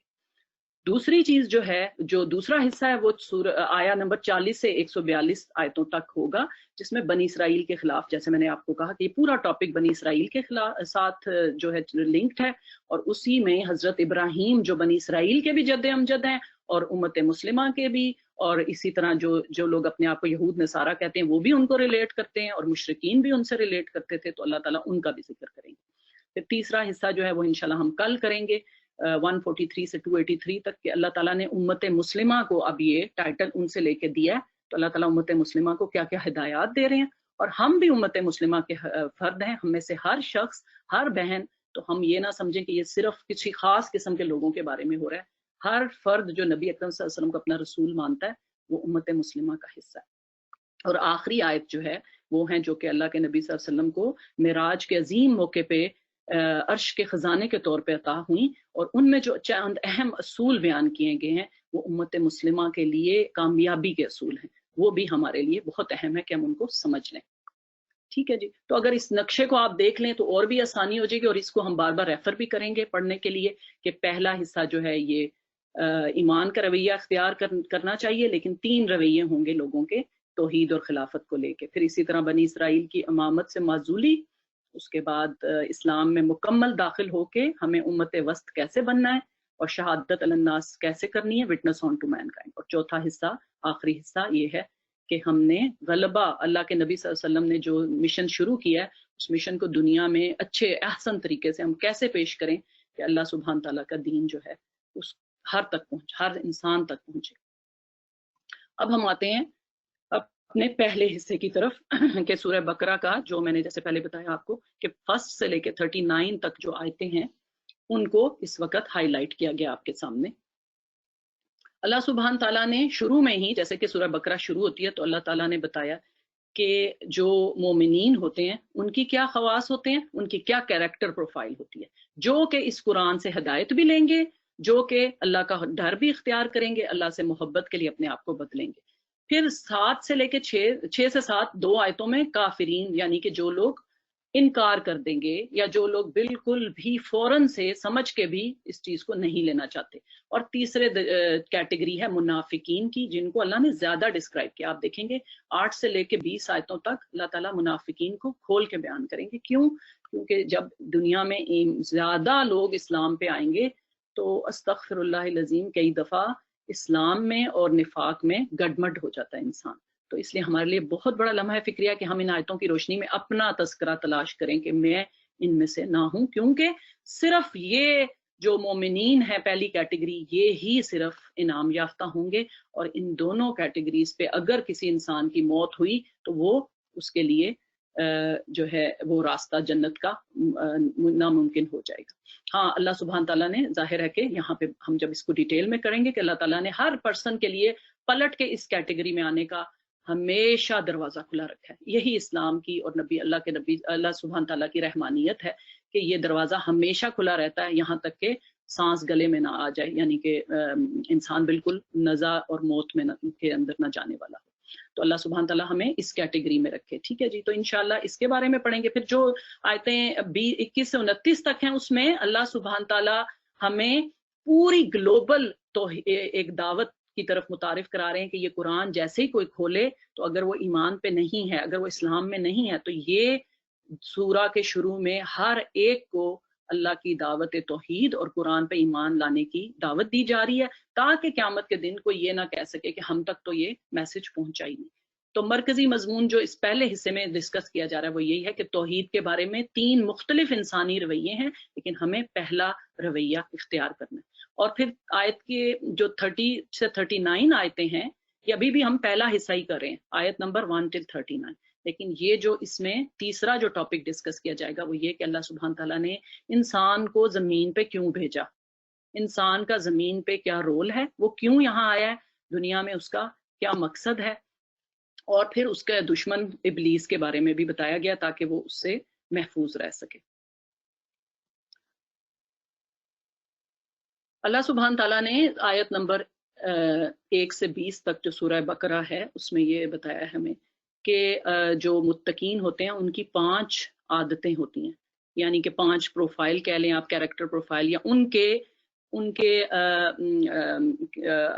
اعمال جو ہیں وہ اس طرح کے ہوں گے تو وہ مومنین ہی ہوں گے انشاءاللہ، اللہ تعالیٰ ہمیں ان میں شامل کرے۔ تو جیسے کہ آپ سب کو پتہ ہے کہ پہلی جو 5 آیتیں سورہ بقرہ کی، اس میں اللہ سبحانہ تعالیٰ نے مومنین کی جو 5 صفات بیان کی ہیں کہ وہ ایمان بالغیب رکھتے ہیں، نماز قائم کرتے ہیں، اللہ کی راہ میں انفاق یعنی کہ اللہ کی راہ میں خرچ کرتے ہیں، اور ساری جو کتابیں ہیں قرآن اللہ کی طرف سے آئی ہوئی آسمانی صحیفے اور کتابیں ان پہ بھی ایمان رکھتے ہیں، اور ساتھ ہی ساتھ قرآن کے اوپر بھی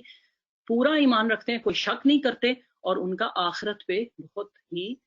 اسٹرانگ یعنی کہ اچھا ایمان ہوتا ہے کہ آخرت کے اندر جو جواب دہی ہے وہ انسان کو متقین کی فہرست میں لاتا ہے۔ اور یہی چیز ہے جو کہ باقی 2 کیٹیگریز میں نہیں ہوتی، وہ آخرت کے بارے میں یا تو شک میں مطلع ہوتے ہیں یا ان کے اپنے بنائے ہوئے عقیدے ہوتے ہیں، اور اس سے بھی بڑھ کے انہوں نے خود ساختہ اپنے بنا لی ہوتی ہیں یہ شفاعت کے لیے کچھ نہ کچھ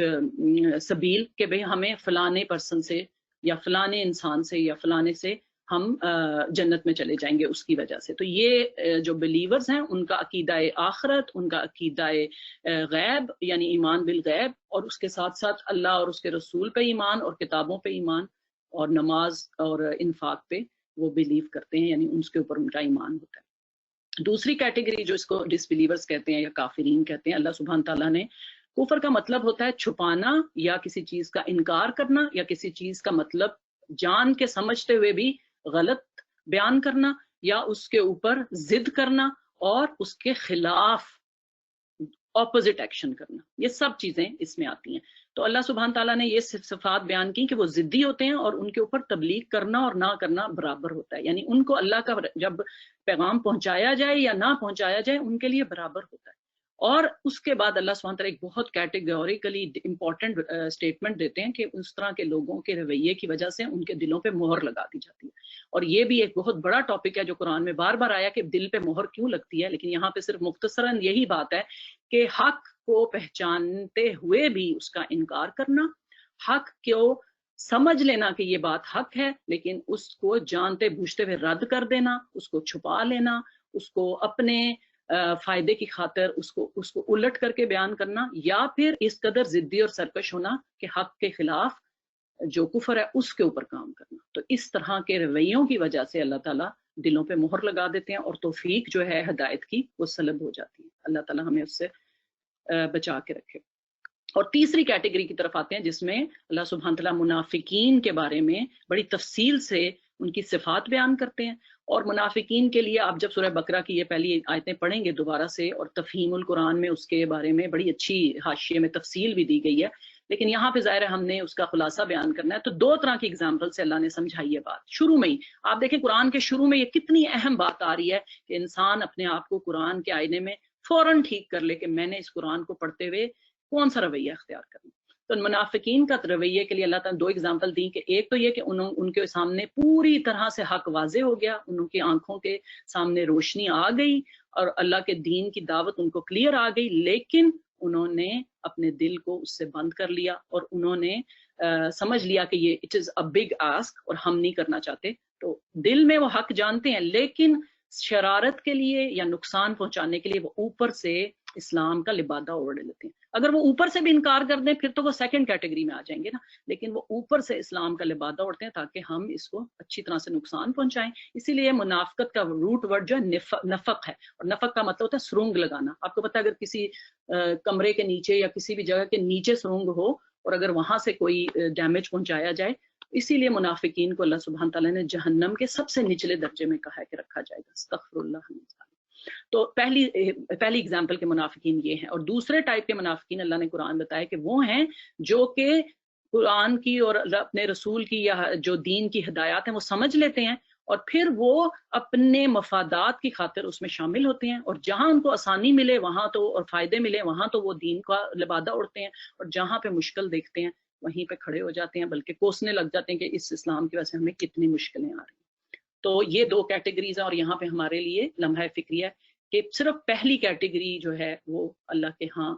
انعام یافتہ لوگوں میں شامل ہوگی، اور اللہ سبحانہ تعالیٰ سے دعا کہ ہمیں، ہماری نسلوں کو اللہ تعالیٰ ہمیشہ متقین اور انعام یافتہ لوگوں میں شامل رکھے، اور ہمیں منافقت اور کفر کے رویوں سے غور و فکر اور شعور کے ساتھ بچنے کی توفیق عطا فرمائے، آمین۔ اس کے بعد جو اگلی آیتیں شروع ہوتی ہیں ان کا جو ٹاپک ہے وہ اللہ سبحانہ تعالیٰ نے پورے کے پوری انسانیت کو ایک طرح سے خطاب فرمایا۔ اللہ تعالیٰ فرماتے ہیں یا ایھا الناس اعبدوا ربکم الذی خلقکم، اللہ جو تمہارا رب ہے، اے انسانوں کے گروہ میں تم سب کو اپنی بندگی اختیار کرنے کے لیے کہہ رہا ہوں۔ تو اللہ سبحانہ تعالیٰ یہاں پہ یہ گلوبل کال کر رہے ہیں تاکہ اللہ سبحانہ تعالیٰ جو کہ ہمارے خالق ہیں، ہمارے مالک ہیں،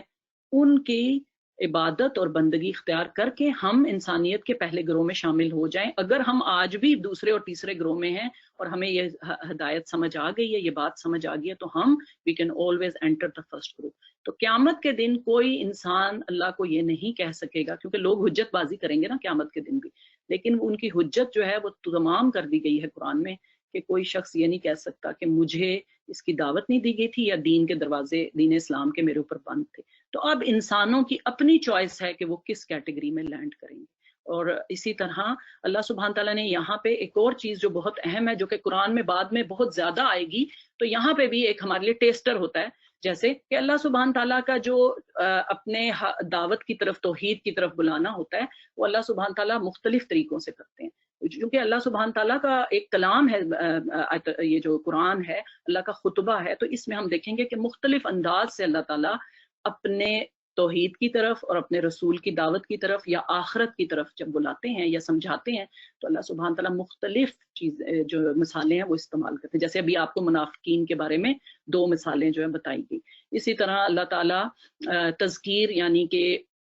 سوچ سمجھ کی طرف دعوت دیتے ہیں کہ انسان تم غور نہیں کرتے، کیا تم نے، جیسے کہ ابھی سسٹر سمیرا نے بھی ہمارے سامنے یہ آیت پیش کی کہ اے انسان اس میں تمہارا ذکر ہے، تو کیا تم عقل سے کام نہیں لیتے؟ پھر اسی طرح وارننگز، انذار کے ذریعے یا گلیڈ ٹائڈنگز کے لیے آگے بھی اللہ تعالیٰ ان دونوں انجام کے بارے میں بہت اچھی آیتیں ہمارے سامنے رکھیں گے کہ اگر اپنا جو چوائس ہے، اپنی جو ارادہ اور اختیار ہے اچھی طرح استعمال کرو گے تو تمہیں یہ جو ہے فائدے اور یہ جنت کا حصول ملے گا، اور وہاں پہ یہ تمہارے لیے سامان زندگی ہوگا۔ اور دنیا میں بھی کیا وعدے کیے ہیں اللہ تعالیٰ وہ بھی قرآن میں بتاتے ہیں، اور اسی طرح دنیا اور آخرت دونوں کا نقصان جو ہے اس کو انذار کہتے ہیں، تو اللہ تعالیٰ وہ ہمیں دکھاتے ہیں قرآن میں آیتوں کے ذریعے۔ پھر اسی طرح اللہ تعالیٰ آخرت کی مختلف سٹیجز کے بارے میں بھی ذکر کرتے ہیں تاکہ ہمارے لیے ایک اس سے تنبیہ ہو جائے۔ پھر کمپیئر اور کنٹراسٹ کا بھی ایک طریقہ کار ہے، یعنی آپس میں چیزوں کو کمپیئر کنٹراسٹ کرنا، ایک دوسرے سے ان کو ملا کے اور پھر اس میں جیسے کہ اللہ تعالیٰ اکثر جگہوں پہ پہلے اگر مجرمین کا ذکر کریں گے تو فوراً بعد پھر اللہ تعالیٰ جنت والوں کا بھی ذکر کرتے ہیں، آپ نے دیکھا ہوگا اکثر جگہوں پہ یہ قرآن میں آئے گا۔ پھر اس کے علاوہ اللہ تعالیٰ انٹلیکچوئل ڈیبیٹ یعنی کوئی ایسا سوال پوچھتے ہیں جس سے جو عقل کرتا ہے، جو عقل رکھتا ہے، جو ذی شعور انسان ہے وہ ضرور غور و فکر کرنے پہ مجبور ہو جائے گا، جیسے کہ اللہ تعالیٰ ان آیتوں میں ہمارا دھیان ڈلوا رہے ہیں کہ اللہ نے تمہارے لیے یہ زمین اور آسمان مسخر کیے ہیں، تمہارے لیے نہریں بہائی ہیں، تمہارے لیے بارش کا پانی جاری کیا ہے۔ تو یہ سوچنے کی بات ہے کہ یہ سارا کچھ جو ہمارے ارد گرد ہو رہا ہے ان کو آیات افاقی بھی کہتے ہیں، کہ اللہ تعالیٰ آفاقی سائنس سے ہمارے لیے آیتوں کے ذریعے ہمیں چاہتے ہیں کہ ہم غور و فکر کریں، اے بندہ کہ تو یہاں پہ کیوں آیا ہے اور تجھے کس نے پیدا کیا۔ اور اسی طرح ہمارے اپنے جسم کے اندر جو نشانیاں ہیں، کئی جگہوں پہ اللہ اس کی طرف دھیان دلائیں گے، کئی جگہوں پہ اللہ تعالیٰ تاریخ کے آثار جو ہیں ہمارا توجہ اس طرف ڈلوائیں گے، اور کہیں جگہوں پہ کامن سینس کوسچن اللہ تعالیٰ پوچھیں گے کہ اے انسان تو ایک زمانے میں ایک نطفہ تھا، تو کیا تو کوئی قابل ذکر چیز تھا؟ یہ کتنا بڑا کامن سینس کوسچن ہے، لیکن ہم میں سے اکثر اس پہ غور و فکر نہیں کرتے۔ اب ہم اگلے پیراگراف یا اگلے آیتوں کے گروپ کی طرف چلتے ہیں، جو کہ آیتیں شروع ہوتی ہیں 30 سے لے کے 39 تک، جس میں بہت اہم ٹاپکس ڈسکس کیے گئے ہیں۔ سب سے پہلے اللہ سبحانہ تعالیٰ ذکر جو ہے ان کا فرشتوں کے ساتھ جو اللہ تعالیٰ کا کلام ہے کہ میں ایک خلیفہ زمین میں پیدا کرنے جا رہا ہوں، تو وہ والی آیتیں ہیں۔ آپ سب نے جنہوں نے سورہ بقرہ کا پہلے بھی مطالعہ کیا ہوا ہے انہیں پتہ ہے کہ یہ بہت اہم آیتیں ہیں، اور اللہ سبحانہ تعالیٰ وہاں پہ پوری طرح سے بتاتے ہیں کہ بنی آدم کا مقام کیا ہے، اور پھر ابلیس کا اس پورے جیسے کہنا چاہیے پکچر میں کیا رول ہے۔ ابلیس کی دشمنی کو باقاعدہ طور پہ ایک طریقے سے پریکٹیکلی حضرت آدم کے ساتھ وہ سب ہوا، جس کی وجہ سے بنی آدم یعنی ہم جو حضرت آدم کے آگے ذریت ہیں، ہمیں پتہ چلے کہ ابلیس ہمارا کس قدر بڑا دشمن ہے۔ یہاں پہ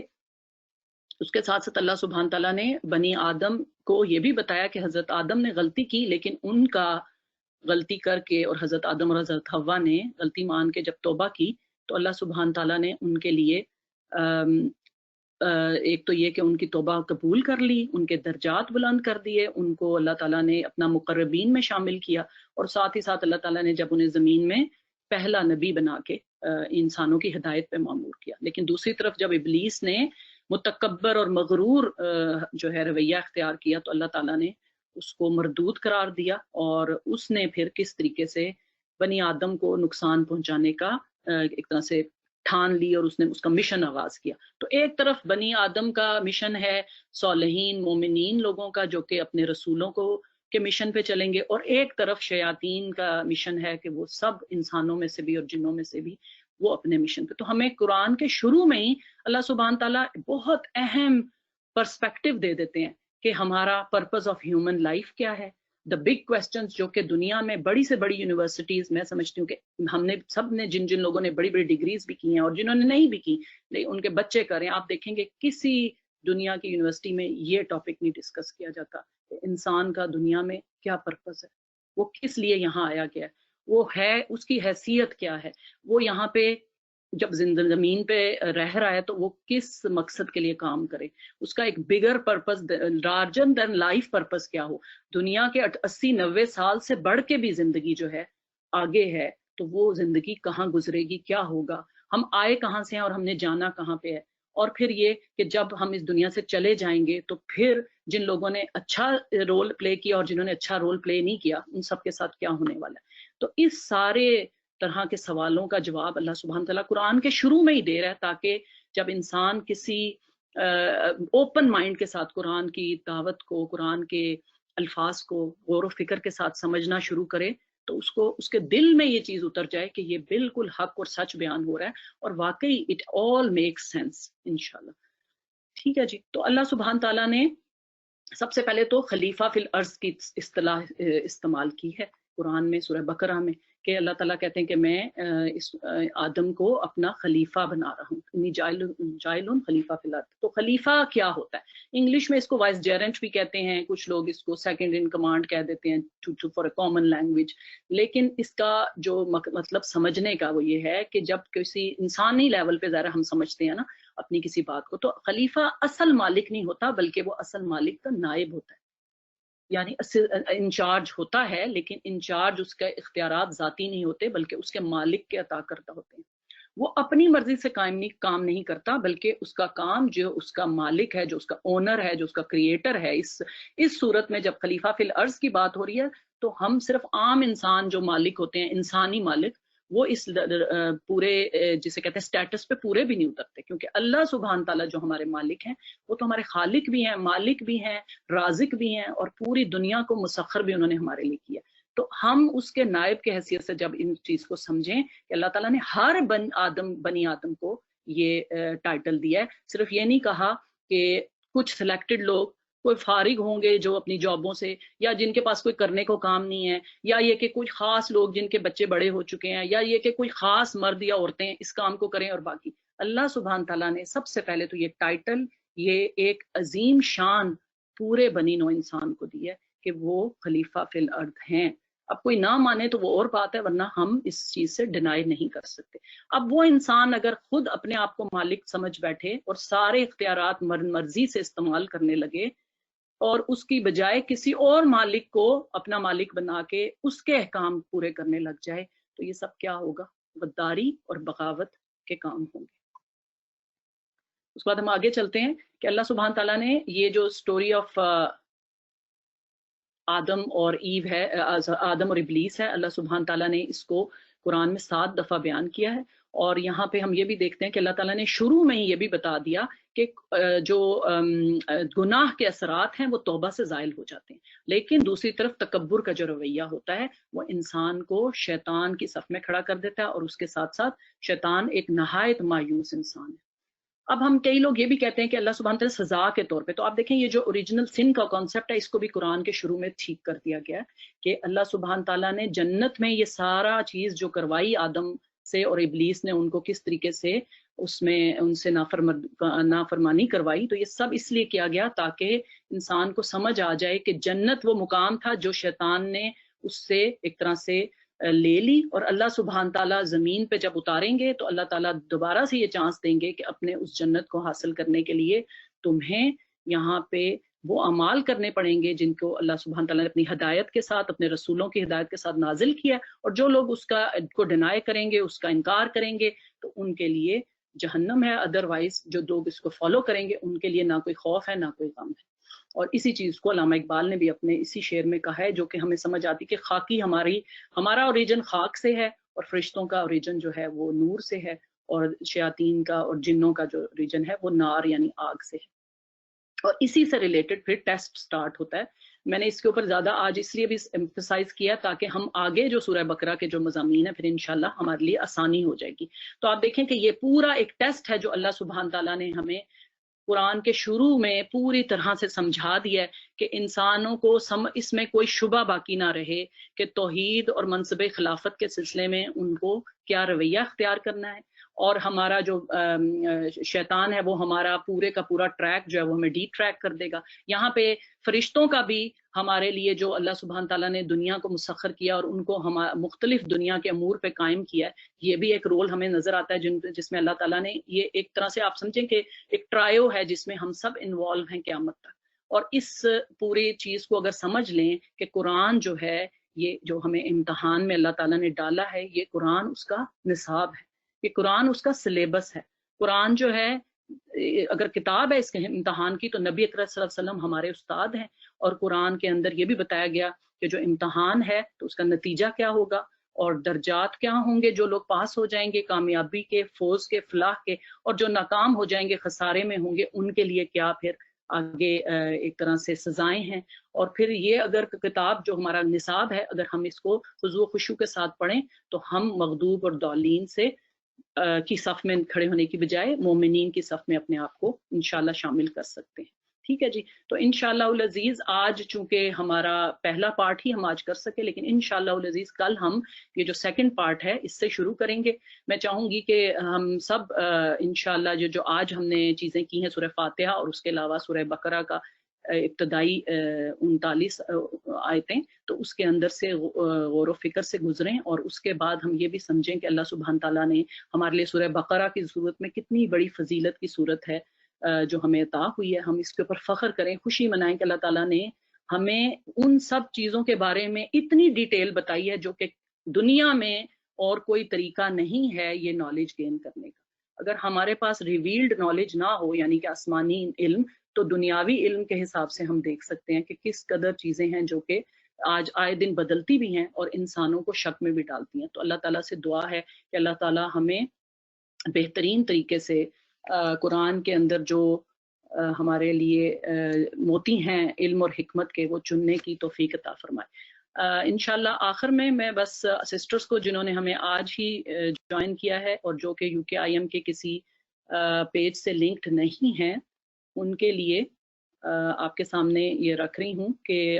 وہ ہمیں فیس بک سے بھی لائیو جوائن کر سکتے ہیں۔ جن لوگوں نے واٹس ایپ گروپ اگر جوائن کرنا ہے جو کہ UKIM کے سسٹرز پیجز پہ نہیں ہیں اور جوائن ہونا چاہتے ہیں ان کے لیے یہ نمبر ہے سامنے، تو ایک واٹس ایپ گروپ رن کیا جا رہا ہے، اس میں ہمارے سارے اپڈیٹس جو ہیں آئیں گے۔ اس کے علاوہ جو آپ کو آج کرنے کا کام دیا گیا ہے اور ریفلیکشن ٹاسک ہے اور آیا آف تکرار ہے، تو اس کے لیے آپ اس جو ای میل ہے یہ سب کے لیے استعمال ہو سکتی ہے، سسٹرز UKIM کی بھی اور نان UKIM کی، sisters@ukim.org۔ اور ہمارا انسٹا پیج بھی ہے، اس کو بھی لائک کریں۔ اس کے علاوہ میں چاہوں گی کہ میں آپ کی طرف توجہ دلاؤں، جو لوگ انگلش میں سننا چاہیں گے یا اور ان کے ملنے والی بہنیں ہیں جو کہ انگلش میں سننا چاہیں گی، تو آج 4:30 سے 6 بجے تک ہمارا انگلش کا سمری آف قرآن بھی شروع ہو رہا ہے۔ اللہ تعالیٰ سے دعا ہے کہ اللہ تعالیٰ بہترین جو ہے لوگوں کے اندر قرآن سے غور و فکر اور تدبر حاصل کرنے کی توفیق عطا فرمائے۔ انشاءاللہ ہم آج کا سیشن کمپلیٹ کرتے ہیں۔ سبحانک اللہم و بحمدک، نشہد ان لا الہ الا انت، نستغفرک و نتوب الیک۔ السلام علیکم ورحمۃ اللہ وبرکاتہ۔